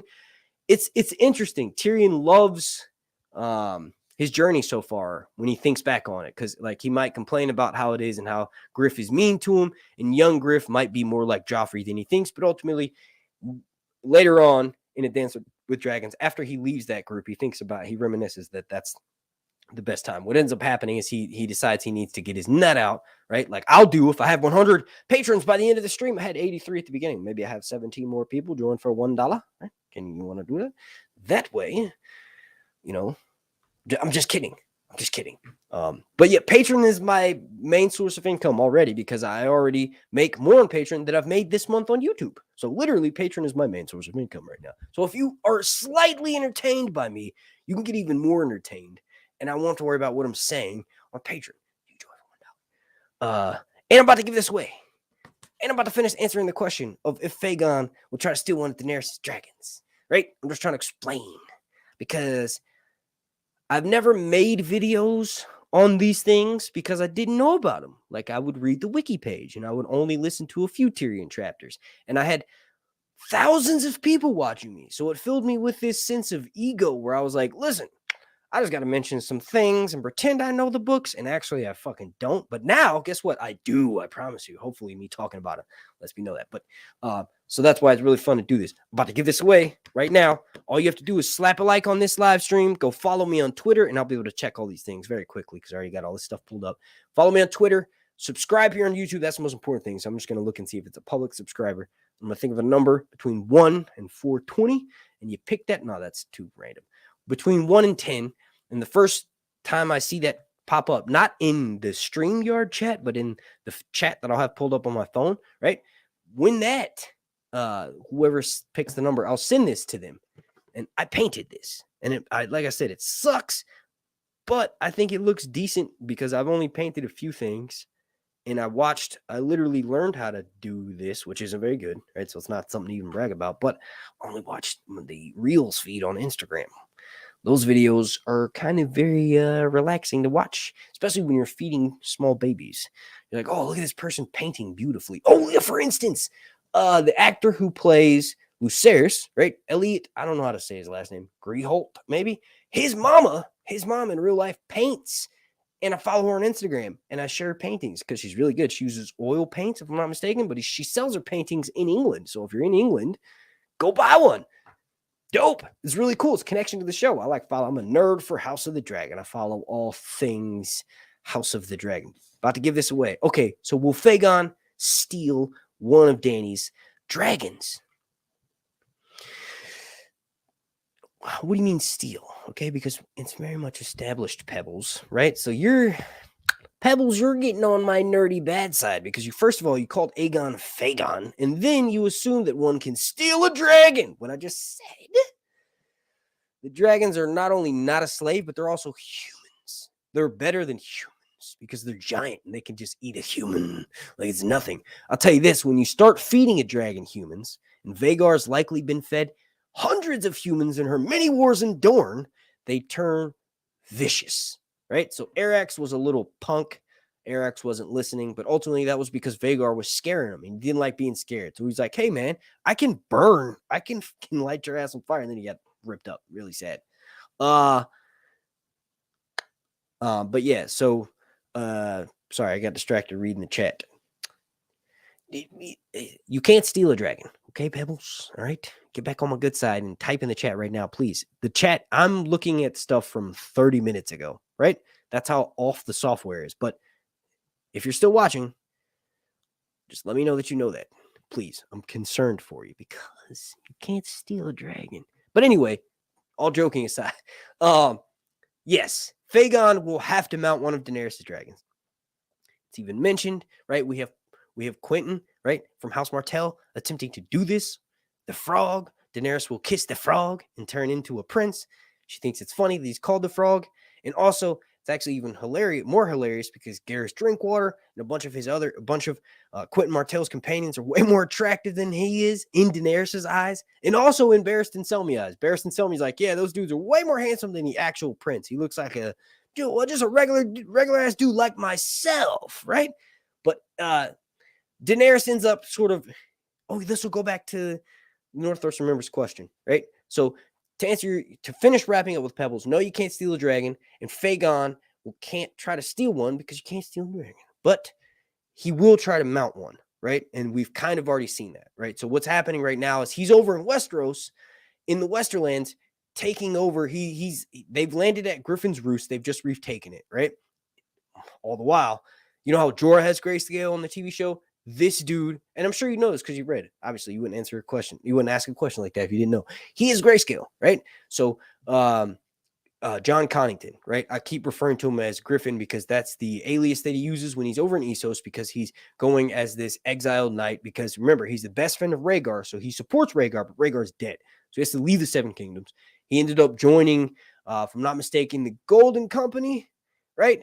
But he leaves the Golden Company. And the reason it's a whole honor thing with him. But anyway, he's the one who has grayscale and gets it the same way that Jorah does, by going to go save Tyrion's life and reaching in the water and fighting with the Stone Men, who are basically this colony where anybody who gets grayscale, which was literally made by the god who hates the Targaryens, the Valyrians, and the Fire People. The opposing god to that he's the River of Roine, right, is where grayscale first came from, and it was supposedly summoned by the river wizards of the Rhoynar. Grayscale was just this disease that is grown in moldy environments. So this river spirit, it has to be real because dragons are real in A Song of Ice and Fire. That disease was literally, in my opinion, made just to wipe out Targaryens, right?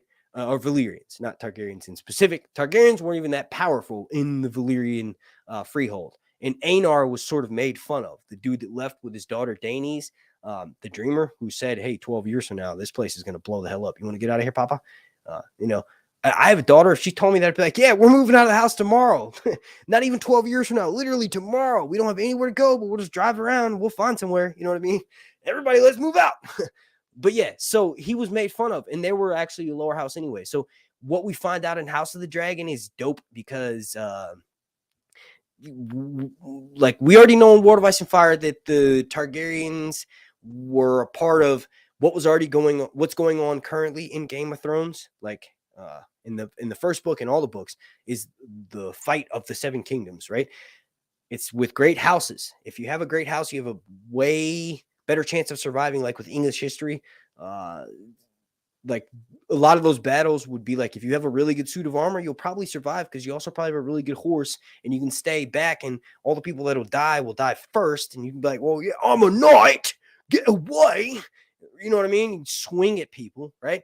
Nobody else was as heavily armored as these knights, right? So George has turned that into up to 11 in the Game of Thrones show. And it's like, if you have a better chance at surviving, it's like you go further. And I'm getting really, really sidetracked here. Let me bring it back. What was I just talking about? Oh yeah, the Targaryens. That's also a reason why that Aenar left. And I know that's a random thought, but Aenar left and Daenerys was like, okay, they're going to blow up. But also they were a part of those games. The game of the Valyrian throne. They probably had a dope-ass dragon glass / dragon bone massive throne. The Valyrians were the most powerful society that we know existed recently. There's a lot of other societies that were probably were more powerful than the Valyrians, and they probably use dragons, but they for the most part don't exist anymore, or they're in a part of the world where we don't know anything about. So the Valyrians probably had some really dope castles. Can't steal a dragon. Moving on from Pebble's question with Varys and Tyrion, it's possible. I think Tyrion will try to mount one, although probably not when he knows what happens to Quentin, when he finds out what happens to Quentin. So yeah, the Northwestern member did another super chat for $20. He says, thank you so much. Oh, thank you for that super chat, Pebbles. Thank you so much for your promotion of my humble channel. Even got my first Patreon supporter. Dope. Nice. Season 9's first video will premiere promptly following your stream. Even has a cameo of Sir Hunts. I didn't remember signing off on nothing. No, I'm just kidding. Dope. So make sure y'all go check that out. Thank you for the super chat too, man. Oh, snap. We got a bunch of people that re-signed up for members too. Bio Explorer. Nice. Laura Estrada signed up again too for channel member. That's awesome. For 3 months. Nice. And Bio Explorer for 3 months as well. That's dope. Bring a bucket and a moon for this wet. Wait. Did I say mop?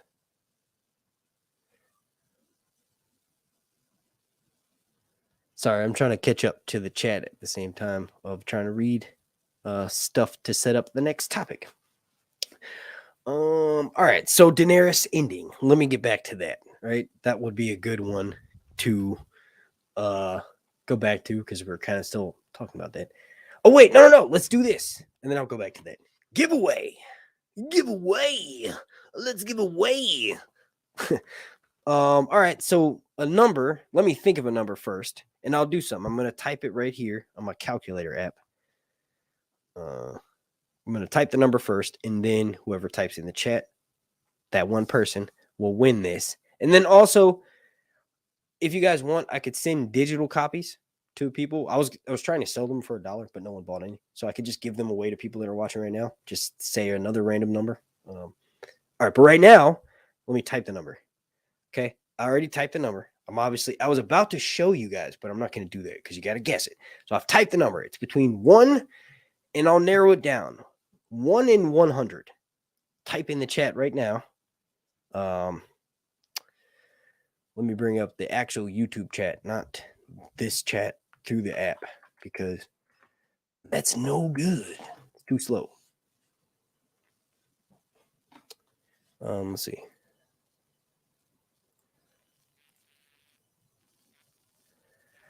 All right.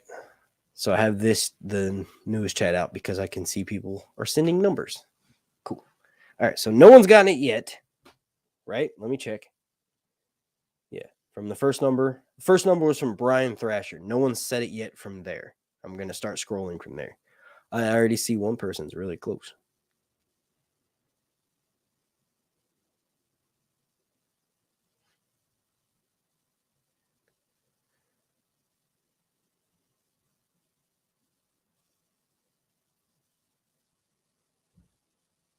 I'm going to hold my phone up like this so you know I'm not typing on it, but you can't see it. But just so you know, both of my hands are already on this because I feel like someone's going to guess it soon.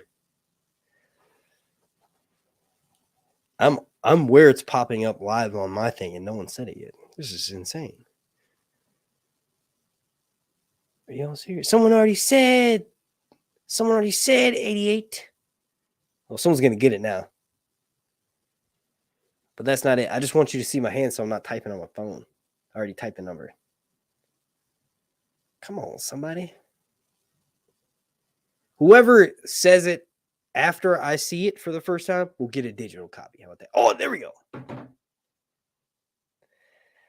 Okay, well, Brian Thrasher, Breanne Johnson. Amazing.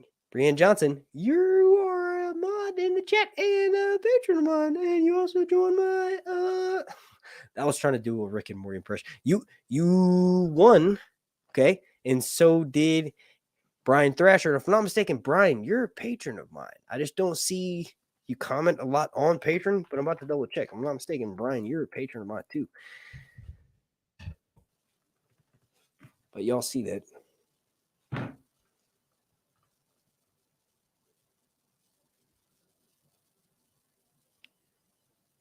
Patrons. Active. Let me search my name.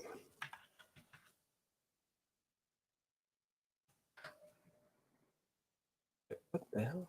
What the heck? Am I wrong?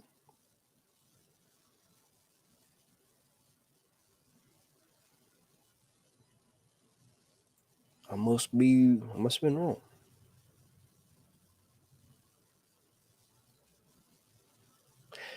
That's a good thing though, because you won it fair and square.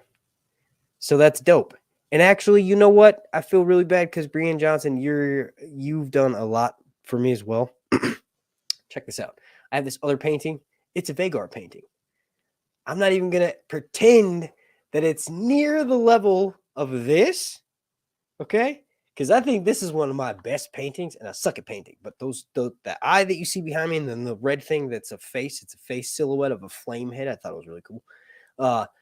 Those are not as good as this, right? But the Vagar that I can send to you, Breanne, right? Brian Thrasher won this fair and square. Dude's not a patron of mine. I thought he was. And if you don't believe me, check the description. All those people in the description are patrons of mine. Please double check because I just did my speed read thing and I didn't see Brian Thrasher's name. Maybe I just seen him in the comment section and my name just went to it. There's 83 people that are members of my Patreon right now as I was doing this live stream when I started it. So it's hard for me to remember every single person's name, but I just checked it under the active patrons. I typed in Brian and I don't have any patrons named Brian Thrasher. So anyway, he won this. I'm gonna send that to you. So Breanne, like I said, because he typed it first when I saw it live on my thing. You were literally right after that. I'm gonna double check. But like I said, I have a Vagar painting. I just don't want to set it up. I'd let you know that it is Well, it wasn't technically finished, but I put so much paint into it that I'm like, I have very little acrylic paint left. So, but I will attempt to make it look as good as possible. I promise you. I'm just double checking right now to make sure I saw Brian say 89 first. There's a lot of messages getting deleted. What's going on?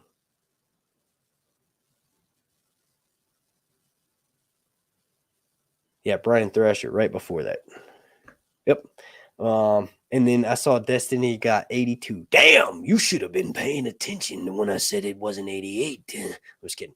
So yeah, let me go get the Vagar painting. It will take me like 2 seconds. It's downstairs. I put it in the closet because I didn't want my son to look at it and be like, "Daddy, what is that?" Because every time I show him this, T-Rex looking shit right here, he goes, "Whoa!" But I can, yeah.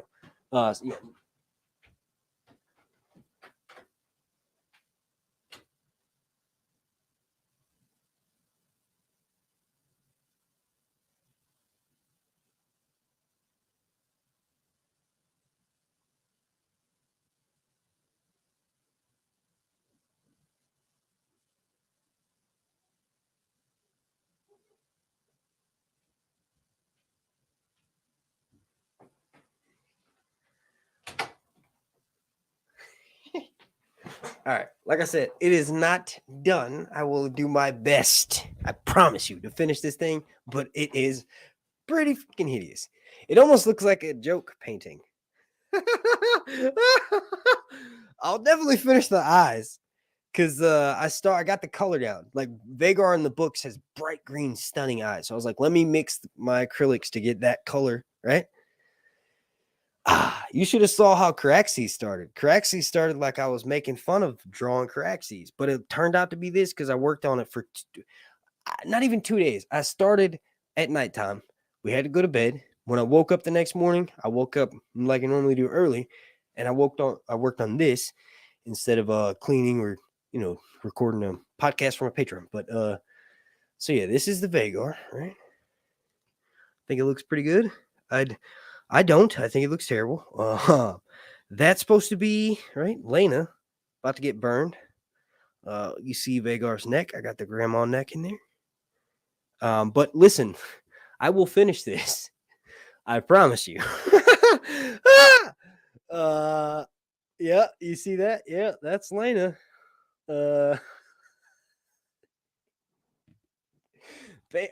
Paintings start out terrible at the beginning, at least mine, because I'm not good.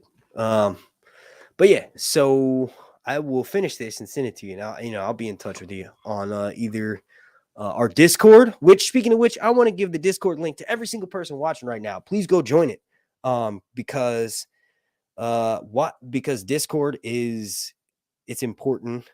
Hang on a second. Let me send the link to myself so I can drop it in the chat. But yeah, after this stream, it'll be a reward for anybody who joins for anything. And also, I'll probably leave it open too, because it feels weird to put a pay gate on Discord. That's just a way to stay in direct contact with me. Like I was talking with the 10 people that joined earlier. We were talking about what we were eating for the day. It's hilarious. It's what I would do on the Discord of stuff that I'm a fan for. Like when I used to play Red Dead Redemption 2, or when I occasionally will play GTA 5. I haven't played them in months because of the fucking updates, right? But when I do, being on Discords with people that I play with in parties is cool. So Discord is even dope for my channel. And people have been telling me to do it for years. And special shout out to Bio Explorer, because she literally said it and it made me do it. She was like, "You want to make a Discord for your channel in the member section, the community section?" I was like, "Yes, right now I'm going to do it." And then I made one. So I'm going to send that link. I'm going to put the link in the chat. But just if you have a Discord account, go join it. Obviously, you don't have to if you don't want to. But it's just a way to, like, I'll be in there frequently when I can. Every day, at least, I'll be in there a couple times throughout the day. And it's like a direct way to contact with me or anybody who's a fan of me. And remember, I don't like saying fan. How the hell do I share this?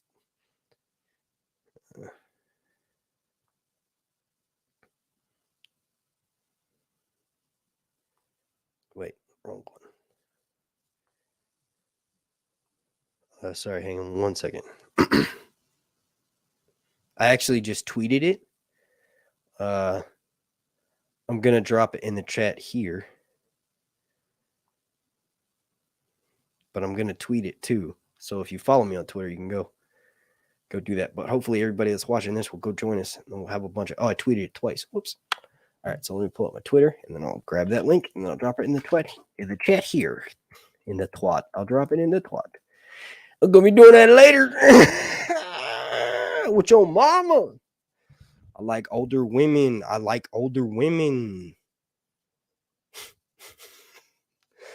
I'm just talking shit. What in the heckin' is this?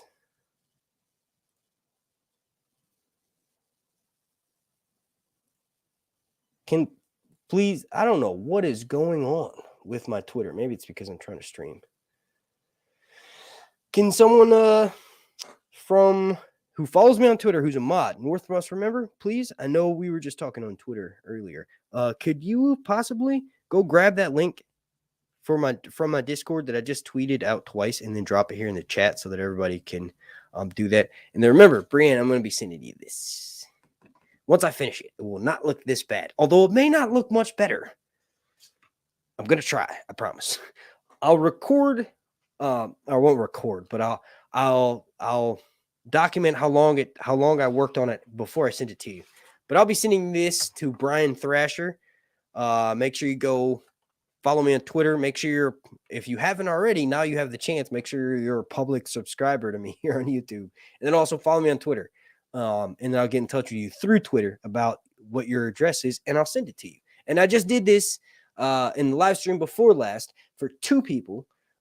Actually, 5 people total, but 2 people got some Ramsey artwork that I bought at Con of Thrones, was the thing I was talking about earlier. And then also something that I did myself, which was the Targaryen sigil in Sharpie. And it was way before I got as good as I am to do this now. But the Targaryen sigil, in my opinion, looked dope. And Rafael got that, and then Claudia got the Ramsey art, which is genuine art from someone who is genuinely talented, who's a genuine artist. But I, on the other hand, am a Picasso. Look at that. You like the initial coloring that I did for this? So what I did was I was like, okay, so I'm not going to be able to paint an actual person, but if I get the placement of where Lena is, and then I do good enough hair, so obviously that I was going to do more golden, more yellow. I was working out the colors to get the perfect Targaryen hair to look like Lena, but I was mostly going to make it look like in the initial image that I used, which is that one. It's on my Instagram. I use it for a couple collages that I make for dragons. In one of my most liked posts, it's got like 400 likes or some shit, which is fucking crazy. That's nuts for my Instagram stuff. But that's the thing that I try to use. So, oh yeah, by the way, please, Bio Explorer, someone who's a mod here, can someone please go grab the link from before I forget, for the Discord, and drop it here so everybody who's watching this can join. Please. Oh, there we go. Nice. Nice. North must remember comes through again. Please go subscribe to him. Here on YouTube. But yeah, check that out. That's dope. Let's move back to the topics. It's dope, right? I mean, if I had to say my autistic influence, I would say I'm something like Monet mixed with a Picasso, mixed with the Salvador Dali, mixed with a little bit of freaking Yamada. No, I'm just kidding. Mixed with a little bit of a little bit of New Age. Maybe if I had to say a New Age artist, maybe Banksy. There's a little bit of Banksy in there. There's a little bit of Banksy, the famous Banksy with the way he's holding a can of flowers. You know that one? Think of flowers, right? So you see the little Banksies, the colorings of Banksies in it. I think what I need to do is ask Santa Claus for some oil paints for Christmas. And maybe I could have a little bit more fun with oil paints. But the thing is, art is very expensive. So what's cool is the little bit of stuff that I have left to create things with, giving them away to people that watch these. And I'll be able to do them every stream. Because if I'm sending on this, it does not cost as much if I was to send like I don't need to talk about that, but it was just a little bit thing because when I went there, I didn't like package them up myself. So they had to like custom make something to ship it, and it costs me a little bit extra, but I can be smarter about it and make it more affordable and give away multiple paintings. Like for the In Deep Geek stream next week that I'm going to be doing Robert at 6 p.m. Eastern. I'm going to be doing Robert. Me and Robert, we're going to be. I didn't even say that. Like, what the hell? But yeah, no. Next Saturday, same time, 7, but an hour earlier. Just because he's in England and it's later over there. So we're going to do it an hour earlier. But yeah, I'm going to be giving away 2 new ones, right? So hopefully by then, next Saturday, y'all have these, and then tweet it to me or send it to me on Instagram like Claudia and Rafael did when they won theirs, and I'll send tweet a picture of it or share it on my Instagram. Yeah, so well. Discord. I see it in there, so thank you for that.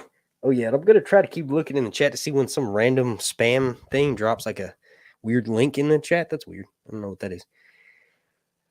Oh snap! Got a super chat from Rise of Empire. Thank you, man. Or thank you, person. No message with that. Oh, thank you. Is a message with that. Thank you. Not much, buddy. What's up, dog? I remember you were one of the first people that subscribed to my initial second channel, which was called Hunts, some kind of news thing. I don't know. I know the podcast that I made for that was called Down the Middle, right? I remember you used to comment on those. I nuked all those videos because I actually started a second channel to try to get rid of YouTube shadow ban. If I could eventually get to the point where I'm getting at least 5 to 7,000 views per video instead of 2 to 3,000 views, if I can get like between 5 to 7,000 views on my channel, then I won't necessarily have to do it. But eventually I probably want to make a second channel to get rid of. I think also what happens is not necessarily a shadow ban, but after a channel's been out for years, like my channel's been out for 7 years and I have 800 videos, right? Over 800 videos, almost 1,000 videos. And then you compare that to the amount of subscribers I have, that's probably also got something to do with the algorithm. This was something that I was reading posts on Reddit about, like going back from a couple years ago where people were having similar issues with me. And I think your channel kind of ages out, not necessarily ages out, but if I have right at 100,000 subscribers and then 1,000 videos, YouTube sees that and then looks at somebody else who has maybe 1,000 videos, but then 1 million subscribers. And they're like, whoa, what's going on? You know what I mean? Kind of thing. So maybe that might be influenced into the definite shadow ban that I know is active, but like people are commenting after I started now live or a couple minutes before, they still don't get notifications for it. So that's nuts. That's not just the one example. Just read the comments. I'm like losing my voice. This is weird. I never lose my voice. But yeah, Brian Thrasher, get with me on Twitter. Follow me. Make sure you're a public subscriber here on YouTube. You have the time to do it right now, my buddy.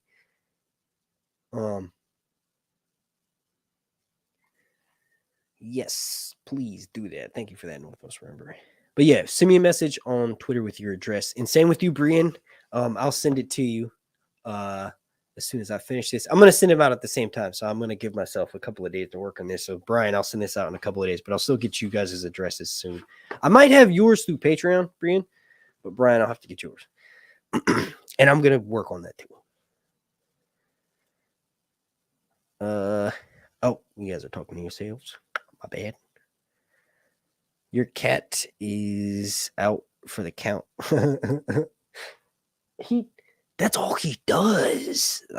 I mean, like for 45 minutes out of the day, he goes fucking hard. I've had cats my whole life. I'm just trying to think of a creative way to tell you, hey, my cat's a cat. Everybody's cat's like that. You have cats, you know how cats are, but no, for real. This motherfucker goes nuts for like an hour a day. And then the rest of the day, he's doing that and all of my children's stuff in their things. And my son is friendly with him. We always have to say gentle, be nice, right? And he can get aggressive. And he is, a kitten. He's only a few years old. So he is very much like, like, hey, why the hell did you just grab my fur at that? And he'll swat at my son. I'm going to jump in between them and be like, hey, guys, back up. We can talk about this. I need a mentor. My mustache hair is going into my nose hair, and it's annoying as fuck. William Sprague says, do you think the sea snake will make it to HBO. I hope so. I want to see. Oh, yeah. Speaking of what I was talking about, the person who stole Daenerys' eggs, Alyssa Farman, Sunchaser, is initially not seen in World of Ice and Fire. Like, because it's impossible if Corlys for him to see it in a World of Ice and Fire because he didn't go to Ashai. But then afterwards in Fire and Blood, when George wrote it, he mentions, oh no, Corlys went to Ashai in one of his journeys. And in one of his journeys, he sees Sunchaser. Sunchaser's got a battered hull. And then also we know that Alyssa sold them to further confirm that, because remember I was mentioning like, oh, it's kind of mysterious, like we don't exactly know, right? But no, it's confirmed too, because there's a member of House Hightower, right? And this is during Jaehaerys' reign, he talks about how she went west of Westeros eventually after making Sunchaser built. And then when you combine her going west of Westeros so far to the point where the Hightower dude gives up and goes back, and you got to remember, Hightower is like the richest house in Westeros at the time. They go back, right? And then we find out from his story, talking to his maester, that she kept going. And then we also find out that Corlys saw her in Ashai. So Westeros is round. George is like, it's not some weird space planet. And people, like I think Preston Jacobs makes a lot of like sci-fi like video. Is it Preston? I think so. I used to watch him a lot before I started reading the books, to be honest. I used to watch his videos, and then obviously everybody watches Alt Shift X. I used to watch their videos a lot until I started reading the books. And then when I did, I was like, dude, I don't want to be influenced at all in stuff that they say in their videos, because what the fuck? You know what I mean? I need to be original. So those were the most, I was watching them, I think before, or I think right after I started making videos. And then the people I were watching the video in the beginning were Because Geek and then Smokescreen. I talked to them, and she helped me. Because Geek helped me make my first video, I think. And then same with Smokescreen. He gave me a bunch of advice in the beginning. But after that, I ended up finding Alt Shift X. And then, like I said, when I started reading those people, everybody watches them, right? And Preston Jacobs. I think Preston is the one who does these like sci-fi endings, kind of, because he's read all of George's other sci-fi books. But I think George confirming that it's a round world kind of way, that gave me confidence in putting my opinion on a lot of other things in A Song of Ice and Fire to have a nail in the head. Because like, oh yeah, she just went there. Like, we got it confirmed by an official. So Corlys has no reason to lie about seeing a battered Sunchaser. It doesn't benefit him anyway. Alyssa's probably long dead, if not long dead, at the point where the Dance of the Dragon drops off. It's just, there's no other mention of her. Maybe in Fire and Blood Part 2, we find out how she dies or something. But ultimately, it's dope that George is like, no, it's round. West of Westeros is just, you can go to Essos that way, and it may even be a safer way, right? Not at first, because we hear from the Hightower dude, it's terrible. They land somewhere, he's able to get rich, they get a bunch of money, but ultimately he goes back. Alyssa Farman probably got untold wealth. She's in the ports of Ashai, which is like this place where, in short, or in a new way to describe it, rather, would be like if you took Hogwarts from Harry Potter and then allowed them to practice the dark arts, right? That's I love Harry Potter, but I have a very basic understanding of the lore, right, of it. So if you took the dark arts and allowed it to be practiced at Hogwarts, this is what Ashai sort of is. Except for Ashai is very, I'm saying it like that because that's how Roy Dutree says it in the audiobook. She goes, Ashai, Melishan, Ashai. I don't know. Ask Roy. Oh, you can't, because he passed away, unfortunately, in 2018. But if you didn't know this, a little bit of trivia for you. Roy actually played a necromancer. No, he played a pyromancer on the Game of Thrones TV show. But he passed away in 2018.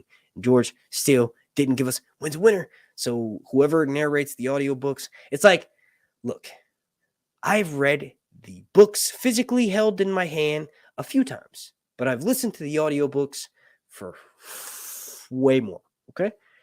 It's hard to hold the book when you're, watching children, but also I'm going to be completely honest. If I didn't have kids, the audiobook is probably my go-to, because I have undiagnosed. You want to know what I have undiagnosed? Being completely honest, what I think I have, right? Through my research, right? I'm positive I have ADHD. People have told me that my whole life. When I was a teenager, it was ADD. And I guess when you become an adult, it's ADHD. People have told me that my whole life, right? right? But then on top of that, I also might be slightly like, I don't even want to say it, right? Autistic, right? So if those are the things that are the case, maybe that's why I'm like this. And I don't even remember what I was just talking about. But yeah, no, the Sea Snake. Yes, I think they will make it on HBO.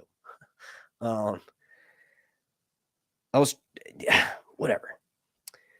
I see comments, right? That'll be like, why are you sharing, trying to make people pity you? And I'm not. I'm just trying to be honest so people don't think I'm lying, right? And the reason why is because I would get 1 million. I got one video that has 1 million views, and I had never read A Song of Ice and Fire all the way through, and I couldn't even tell you the books, the order of the books. I could probably be like, oh, yeah, Game of Thrones is the first book. We're waiting on winds, dude. Dance with Dragons.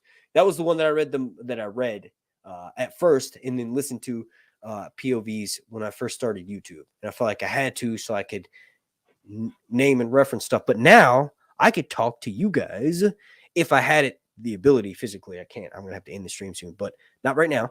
But I could talk to y'all for 10 hours. I could talk for 24 hours. If there was a way for me to stay awake, if I didn't have kids, I would have done that. I would have do a 24-hour live stream where we just talk about A Song of Ice and Fire for the majority of the stream. No, I am. It's not that. What I get, I have no reason to be like ashamed of anything. That it's just when I say something and I'm honest about it, I feel vulnerable, right? I think everybody does. So that's why I'm like, nah, man, I'm cool, man. What you talking about, man? I'm cool. Like I try to not be vulnerable anymore. But yeah, no, definitely. Always, for sure. And like I said, I'm self-diagnosed. So that's also another reason why I would be bashful about saying it, because there's probably a bunch of people, right, who actually have been diagnosed. And if they hear this, they're probably like, shut up, idiot. You've never seen a doctor about it. Right.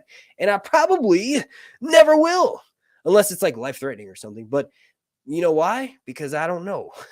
Like if it was, maybe I would. I would say that. It's just, it makes me sound less vulnerable by saying, oh, I'll never see a doctor about it because I'm cool. Right? Yeah. No doubt. No doubt. Sweet. Got a super chat from Omen. Messages right above my question. Oh, can you talk about the first 3 episodes of next season? What do you think will happen? And happy fake 420 night. Is it fake 420? It's 8:55. In California, it would be, that's just the easiest for me because I know it's 3 hours behind where I'm at. 5:55. If you're in London, right? So midnight, I know from talking with Rob from Indie Geek, right? Name drop. Go subscribe to him if you haven't. I'm sure you are. You're probably watching this. That is in London time. What is that? 5 hours from now? Or 6 hours from now? What is that? Oh, wait, they don't even use the 12-hour thing. They use the 24-hour like my girlfriend does. My girlfriend just does that. She has a random 20. No, it's a nursing hospital thing. I don't even know. What would that be in the 24-hour military time? I don't know. I can't do the math. Y'all want me to do math? No, I'm just kidding. Okay, so after 12, they go to 13. 13 is 1. 2 is 14. 3 is, what would be 5 hours from now? 9 plus 12. No, 9 plus 12. No, 9 plus 5 would be 1 in the morning, right? So 1,300. I don't even know why I'm trying to do this. I'm intentionally making myself look really stupid by trying to do some complex alien math. This is some sort of advanced alchemical process to discover how to transmute rock into gold. See, I can make myself sound really smart because I'm well read, I think, for fantasy stuff, you know. Those books behind me, mostly A Song of Ice and Fire, because there's 5 of them, right? I have World of Ice and Fire back there, you know. Got big books, right? But there's a couple of you go watch my videos. I've shown every single one of them in a recent video, right? But I've read every single one of the books behind me. And that's one of the things that's going to grow in the off season. I'm going to add some more classics back there, right? We're going to get some interesting books. And when that happens, I'm going to put them back there because I actually fucking read that son of a bitch. And I'm not even going to hate. I was about to say, I saw this one person on TikTok who had books behind them, and it was like 700 books. And I was like, holy shit, you've read 700 books, but also that doesn't affect me at all. Props to you for reading 700 books, whoever the hell this made up person that I'm talking about is. But no, seriously, it was like 1,000 books, and they were like, yeah, I've definitely read it. And I was like, holy shit, you're a fucking genius. Why are you on this Chinese spyware app? But no, every single book behind me, except for the maps, I've looked at those maps, but I can't say I read every single piece of location app. I read all those right there, and then there's a couple over here. And then there's a few back there on the shelf back there, but I've read all those. All of those, all 11. Mostly involved in one world. As a child, I grew up as I had a Christian father, and then my mother, well, she's in prison, but my aunt was Catholic, right? My grandma ended up being Catholic later on in life, right? So, I read the Bible a bunch of times, is what I'm trying to say. I read that book like a bunch. Enough to know if there's hella fantasy in there. There's probably some truths and there's probably some morals, some good morals, right? But there's a lot of, oh yeah, let me be atheist on top of self-diagnosing myself as having autism too. All right, so yeah, I'm gonna dress that up real nice for you, Breanne. I'll make that look real nice for you. There's this whatever. I think it was going to look good, and then I was like, there's just too much paint on here. And then also I put so much you can see that it sort of already kind of worked itself. This is watercolor paper, but it makes my acrylic paint look really good. So I use it.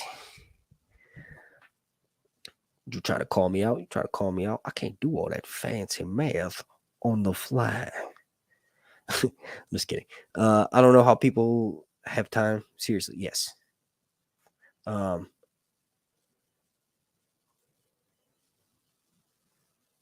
What was that in response to?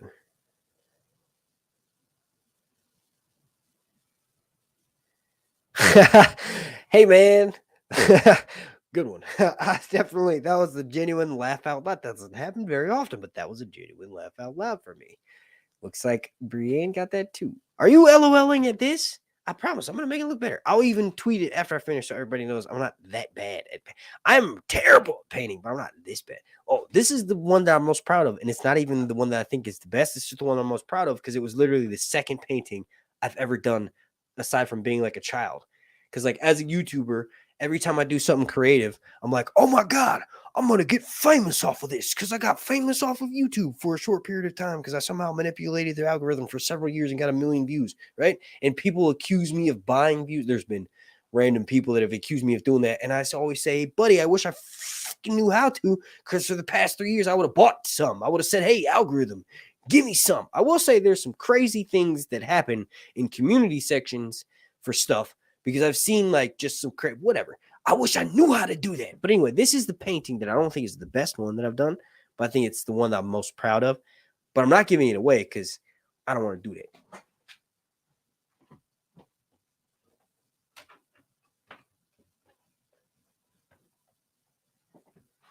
Oh, yeah, check that out right there. It's I call it a flame god, right? I didn't even sign it Hunts. I signed it my name, Mark Hunter. But yeah.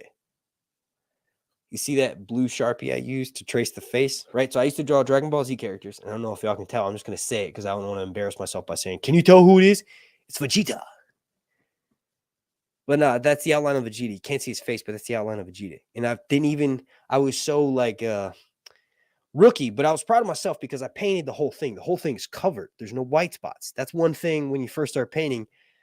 After you see someone do that, you're like, hey, that will make my painting look even better if I cover up all those white spots. So that's what I did, but I didn't cover up the Sharpie line. But that's Vegeta. I think it at least looks like Vegeta. I know it does because I used to draw Vegeta on the side as a sixth grader. You know, when I was hawking those pictures, I've said this before. I don't like explaining. This was a different time in my life. All right, this was actually the happiest time in my life. I used to. It was when we first moved to North Carolina, right? It was okay. I wouldn't say happiest. There was probably happier times when I was younger. Obviously, my mom not being in prison. This was one of the most stable times. It was when I was able to hawk pictures of Dragon Ball Z characters. I would sell color pictures for 50 cents more. They would be $1.50. I'm just explaining it you know, my Amazon voice. That's how I talk to people when I'm trying to get my order. I wonder it's been, you know, 3 days. Where the fuck is my Amazon stuff? It's supposed to be here the next day. I got Amazon Prime, right? That's my Amazon voice. It's a Cash Key lyrics. He's like, I'm on the phone with Amazon using my white man voice, but I just narrate it because I don't want to offend any white people that are watching. But here's the thing, I'm half white, so it's cool. Joke. Anyway, but yeah, no, well, that was one of the happiest times because I was able to sell those pictures, and all of my friends in 6th grade were like, yo, this kid is cool as shit. Where the fuck are you getting these pictures from? I was like, man, don't worry about it. Just give me $1.50. I'm gonna hit up the vending machine and make sure I get the pink lemonade because I don't have those at my house. So yeah. But yeah, I would get Vegeta pictures a lot, and then I would trace them, and then that's what I made on that painting. But I'm not giving this away because this is very sentimental. That's why it's hanging up on the wall. All right, I look crazy. We haven't talked about A Song of Ice and Fire in about 30 minutes. Damn. Yeah, God, really sidetracked you. Yes, for sure. Y'all talking about the Bible and how Lovecraft, if I'm not mistaken, well, he was hated in this lifetime. He didn't become famous until after his death, which is really sad, and he died penniless. That's what people love telling about him, but he was also a terrible racist. And if you read any of his work, you're like, holy, this guy is xenophobic. And I didn't even know what that word was. I had to look it up and realize, oh my God, this guy's like not just racist. He's a different level of racist. He's a level of racist that you have to look up to understand, which is kind of interesting. It's terrible. He's a shitty person, right? But anyway, obviously that guy was influenced by the Bible for sure. I don't even know if he was atheist. He might have been, but the stuff you hate is the stuff you're most influenced by. So maybe why you hate it, because you hate yourself. I don't know. Clip that. No. Acting like I have like 50,000 people. Clip that. Y'all got news for the day. This is Sir Hunt's. Clip that. Now, that does look like Vegeta, though, right? No? Anybody else think that looks like Vegeta? Type in the chat. I'm about to go back to A Song of Ice and Fire. I promise. Yo, what's up, Kalinci? Oh, yeah. Let me do a shout out to everybody watching right now. If you're watching right now, but you're not typing in the chat, type in the chat. Let me give you a shout out because we're getting towards that point where I have to whip my penis out. But I haven't gotten 100 patrons yet. Let me refresh my patron page and see. I'll have to whip my penis out. Show everybody. Show everybody. No, we're still at 80. We're still at 80 some patrons. We're not there yet. Not quite there yet. If you guys want to join my patron, you can join right now for $1. You see my penis. You can join for $1. See my penis. Join for $1. I'm just kidding. That's a joke. I think I said it enough. Just kidding. Obviously, it's a joke. The Bio Explorer. What book? Oh, wait, you're not talking to me. Sorry.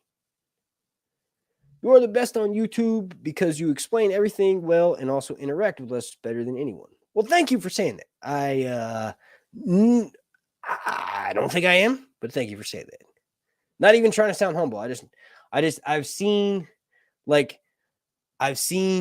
people who have a bunch of like a crazy chat going, and they'll be able to read. Well, I guess that's because maybe I think they're better because they can read really fast and pick out a comment. I don't know. Thank you for telling me that. Appreciate it, man. Made me feel good. Nice. Right. Huh? Oh, you're not talking to me, man. Talking to me? Talking to me? You're talking to me? Are you talking to me?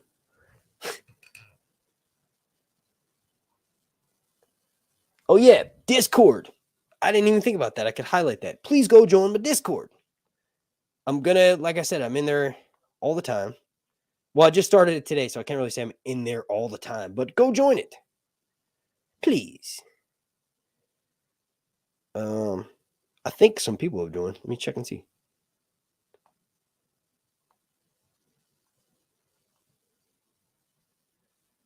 Wait, what? Oh, nice. Yeah, nice. We got 5 new members. All right, so if anybody else has a Discord, go join, right? It's something that I just started today, but it's like a direct way to communicate with me. I'll try to be in there often.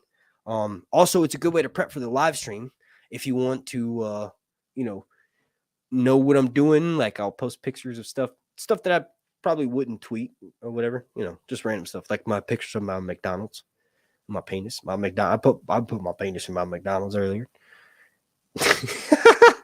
What if I did? What if I did and you guys were like, yo, this dude's just a nerd, a Song of Ice and Fire. But secretly, every time I get McDonald's, I'm like, all right, I'm about to eat this McDonald's.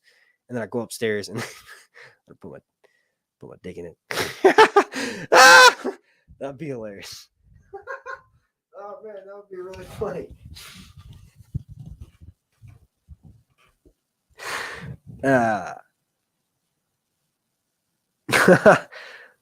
All right, I'm going upstairs to go eat my McDonald's. I'll be back down in a little bit. My girlfriend and then when my kids get are like, God damn it. They're like, we know what he's doing. We just don't say anything. Come back down. Yeah, that McDonald's was good. Just wanted to eat it upstairs. I just like eating my McDonald's upstairs. Why is there a shape of a dick on the bun? No, I'm just kidding. I'm practicing doing stand-up because one of my dreams was to go do an open mic somewhere, but I'll never do that. But that would be cool. You know what? By the end of this year, I've already got it scheduled. I've already taken it, but I failed math, obviously. But I got it rescheduled. It doesn't count now because that was a long time ago. But I've got it rescheduled for the end of the year.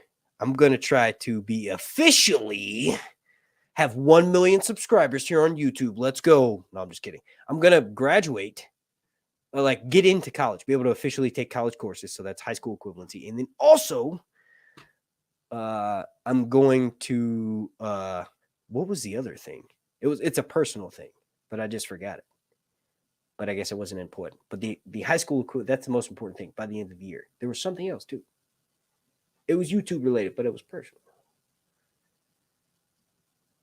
Oh, yeah, I'm going to start posting pictures of me doing the dick thing with McDonald's. All right, y'all. So this is a good point to wrap this video up. I want to thank you all. No, I'm just kidding. I'm going to answer a couple more questions, and then I seriously will be getting out of here. But I'm going to answer some more questions first. Please go join my Discord. Also, Heart of Inspiration, thank you for that. Go subscribe to her on YouTube. I don't say that often, but thank you for that. And please go subscribe to her YouTube channel. She says, join at Sir Hunt's Reviews Patreon today. Exclusive content and great community. Yes, I've done a Black Panther review, which was something that I didn't even talk about on YouTube or post to YouTube. So that's one of the benefits for joining Patreon. The main reason why I do that is because, and there's proof of this. Go back and look at my Marvel videos. All my Marvel videos. There's one I think that I did that got pretty decent views, more than the videos that I'm doing now get. But it was for a Spider-Man leak in. I have to do Spider-Man stuff when there's a new Spider-Man movie coming out. Or I have to do Black Panther stuff when there's that coming out. But it's sad because obviously what happened with Chadwick. So I felt like, okay, well, people want me to do this, but I'm going to do it to my Patreon. If I post it to YouTube, it's hard to explain, but because you're a YouTuber, you know how the algorithm is. So, but yeah, join if you can. Good to see my penis in my McDonald's. I'm just kidding. Thank you for that Heart of Inspiration. Bio Explorer. Wait, you're talking to Laura. There you go. Right there. Isn't that the new tag thing that YouTube has? So you can go to YouTube in the search bar, type in @ and then for Heart of Inspiration, type in @ Heart of Inspiration. It should take you right to her channel. Is that what that is?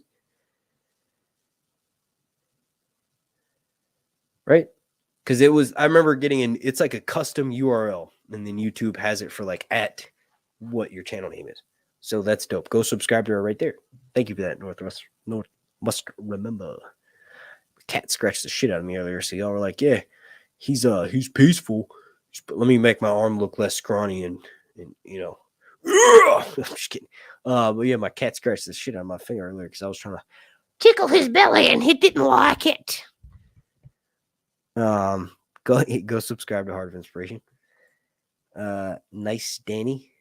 Huh? The Daenerys question. You want me to finish answering the Daenerys question? Let me know. Because I will. We'll go back to it. I will. Oh, no. Oh, there you go. Nice. You want to see Danny Dina. Welcome to Patreon. You want to see my Pino. Nice. I'll be posting that later. Let me stop saying that. See, that's why I think that's where I think a little bit of like my self-diagnoses of my different stuff is the truth, because I keep going back, keep thinking that's funny, but there's literally no one else in this room right here laughing with me. And I'm just assuming the people watching this are laughing. But I don't know if that's a mental illness or if that's or not to say that those are even mental illnesses. I don't know if that's something there. That's not completely normal, right? That's safe to say that, right?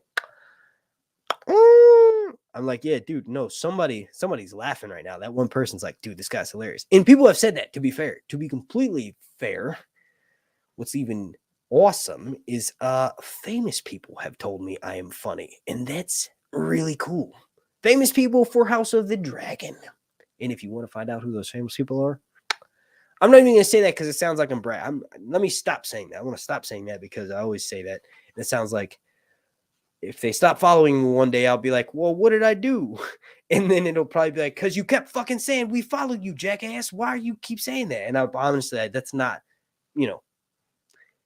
But I do probably think it gets ridiculous because I send them messages and stuff all the time, and I like all their posts and their story and stuff. And they probably are like, oh, you're just doing this because you're like trying to get on the show. And I'm like, no, not at all. Genuinely, I think it's awesome that you've told me that, you know, whatever. But, you know, and everybody's cool, you know. I do know that I worry a lot, right? All right. So, yeah, would there be a series? Thank you for joining Patreon. Let me answer your question. That's what this is. Topics from you guys, and I haven't talked about those topics in a while. If someone could help me timestamp that, well, no, I'm going to do it myself. I'll do it myself. If someone does want to, thank you, but I'll do it myself. Would you like a series about House Dane? Wait, what? Oh, would I like a show, like a TV show, a series, about House Dane? They're the most interesting house, in my opinion. All right, so let's talk about House Dane. Danny Dino, who joined my Patreon because they want to see my Pinot. that rhymed. It's easy to rhyme Dino with Pinot. Is that why you did that, Dino D? My buddy, Danny Dino D. Buddy wants to see my Pinot P. You brag all you want. Huh? Oh, about my penis. Oh, wait, House Dane, sorry. All right, so House Dane is amazing, okay? Not as amazing as my painting of Vagar. But so I'm pulling my memory for like Dane's Arian Martell POV. Hadn't had that many, but we get a little bit of who he is because he literally slices off the ear of a little girl. But he doesn't represent House Dane as a whole because we have these other mythical figures. Again, my eyes aren't closed because I'm like nodding out or anything like that. No, my eyes are closed because I'm just trying to prove, and this is really stupid, but I'm proving to myself that I'm literally pulling this off of my brain menu, off of memory because I'm doing a Stevie Wonder impression. Just kidding. Okay, but no, for real. All right, so this guy, Darkstar, doesn't represent House Dane as a whole, but he slices off the ear of a little girl. Okay, let me open my eyes because it's ridiculous. I'll just look at the camera. And what happens? All right, so this is the Dornish plot. This will be fun. So what happens on the TV show is Arya Martell doesn't exist. The Sand Snakes do. But the most important character, the one who's going to be, in my opinion, hopefully like Princess Nymeria, who led her people from the Rhoynar to marry into Dorne, eventually be the reincarnated. Then maybe she'll marry Aegon, who I was talking about earlier, who will not steal, because you can't steal a dragon, can't steal. Well, you can attempt, and you can at gunpoint probably steal any person, right? But that's not what we're talking about. Guns don't exist here in Westeros. If they did, holy crap, dragons would not be a problem.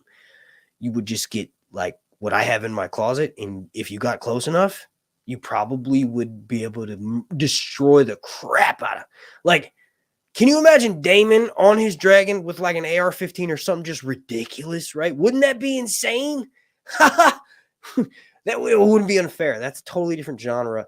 I'm going to write a series of fan fiction, okay, in which people ride dragons but have guns. It's It's probably already done. Okay, so let's talk about House Dane. Okay. All that to refocus my thoughts on House Dane. So the dude Darkstar, Ariad, Nymeria. Yeah.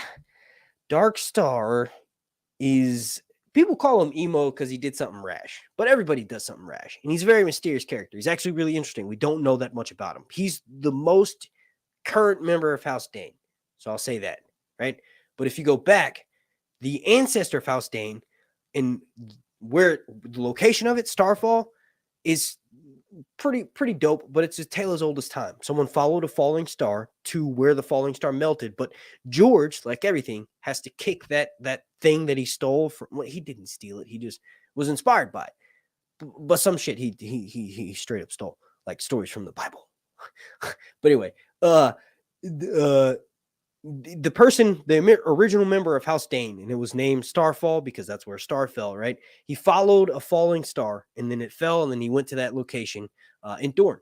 And when that happened, he found this precious metal, and he forged this sword, right? The sword is actually, this is a pretty dope sword. I'm not gonna lie. This sword was not just on the TV show, which it didn't really mean anything in the TV show. But the sword itself is not Valyrian steel, but it has Valyrian steel properties, and it's forged, which if you did it in real life, it would make a really crappy weapon. It would look cool. Like I think Tutankhamun, I think it's how you say his name, right? But in modern Egypt, I don't know how they said it back in ancient Egypt, right? Because I'm no longer a pharaoh. I got kicked out, and that's why I'm here talking about A Song of Ice and Fire as if it was real, but it's actually... All right. Joke failed. I'm stalling because I'm forgetting the name of the fucking sword, for instance, for House Dane. But I'm gonna remember it, but I just forgot it. But it's okay. So anyway, in real life, that would make a really crappy, shitty sword, right? But this sword is only wielded by someone known as the Sword of the Morning, right? Because they're this badass swordsman. And in the Song of Ice and Fire books, it's kind of cool that you have these different subgroups of people of whatever their class is, whether they use a sword or a bow or whatever. There's legendary classes for, and I play a lot. Well, I used to play a lot of Elder Scrolls Online, so that's what that reminds me of. But and people have told me that it's similar to Dungeons and Dragons, but there's certain classes in A Song of Ice and Fire that are better than others. That they may be like, you can have a regular archer, but if you get an archer from the Summer Isles and their what is it, Ebonwood bow, they have this really strong Dragonwood bow. No, Dragon Bone bows are the strongest bow. So if you get like to that level of archer, you're really dope, right? Also, Weirwood bows are really special too, because there's these archers known as the Raven's Teeth that went with Bloodraven north of the wall, right? So in A Song of Ice and Fire, when you have a category of swordsman known as the Sword of the Morning, he's a badass individual. And his stupid sword that I still haven't remembered. I remember all that other stuff, but I can't remember the fucking name of this fucking sword. But the individual that carries this sword is a badass individual. So obviously, if you see him in Westeros and in A Song of Ice and Fire, you're going to fear this guy. You're genuinely going to be like, all right, so watch out. Sword of the Morning's coming. So anyway, it's a really, revered position. House Starfall, like I said, it was founded by a dude that followed a falling star. The sword that he made is badass. It's got properties that it may potentially be better than Valyrian steel. All that weapons class and advanced stuff that I was just talking about. What if Darkstar, the person who's currently damn, that's another thing I can't remember. Is he wielding the Sword of the Morning? Is he wielding it currently right now when he cut off her ear? I think he did.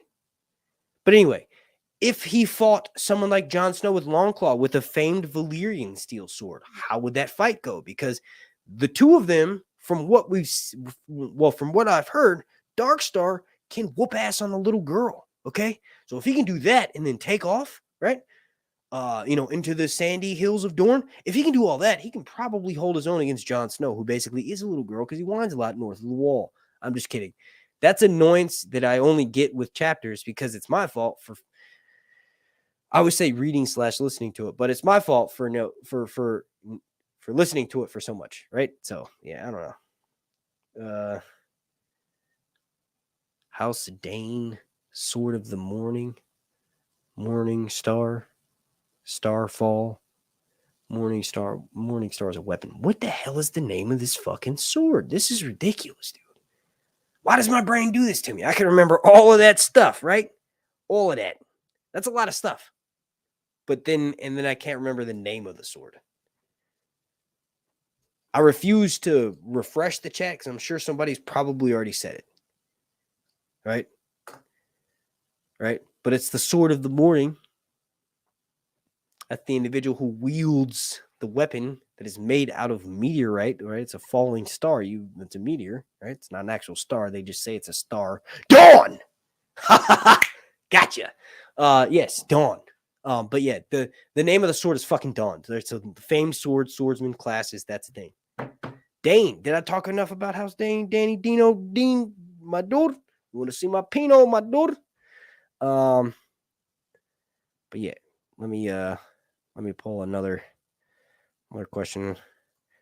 Did we all just thank you for joining my Patreon too, man? Did we all hit like? I just did. Please. Oh, why am I showing my Vegeta painting? Please help a struggling artist out. What if instead of learning about A Song of Ice and Fire, I tried to sell my paintings and they looked like this? This is like, it's not okay. It's not.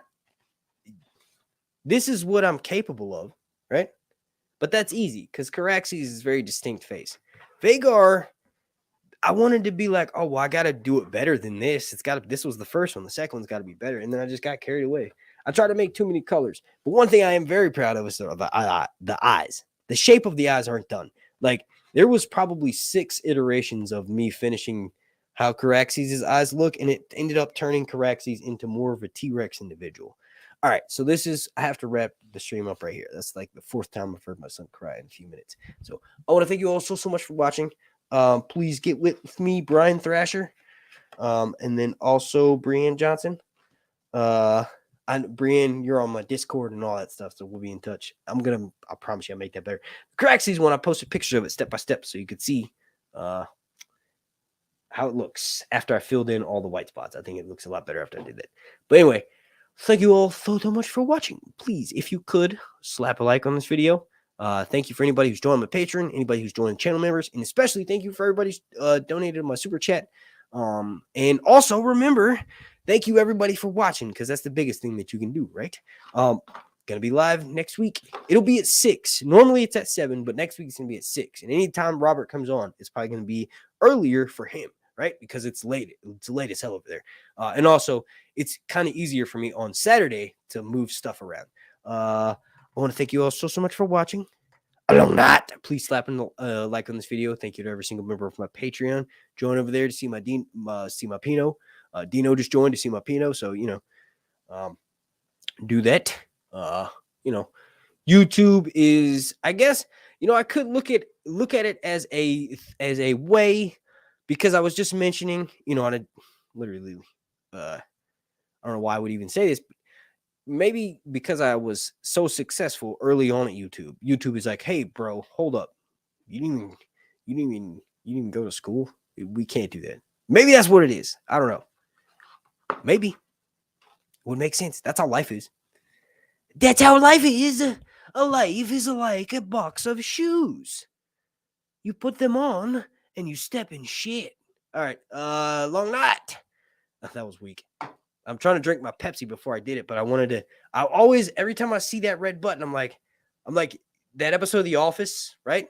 But I control the square going into the corner, and that's hitting that button to time it perfectly with me saying something funny and doing a long night, or is that what it is, or both, or all three, right? The tip of my penis is actually dark brown. The lower part is kind of pink. It's weird. It's part of being mixed, but hey, you have a multicolor. I'm not just multiracial. I got multicolored body parts, baby. Multi, baby. All right, long night. Thank you for watching.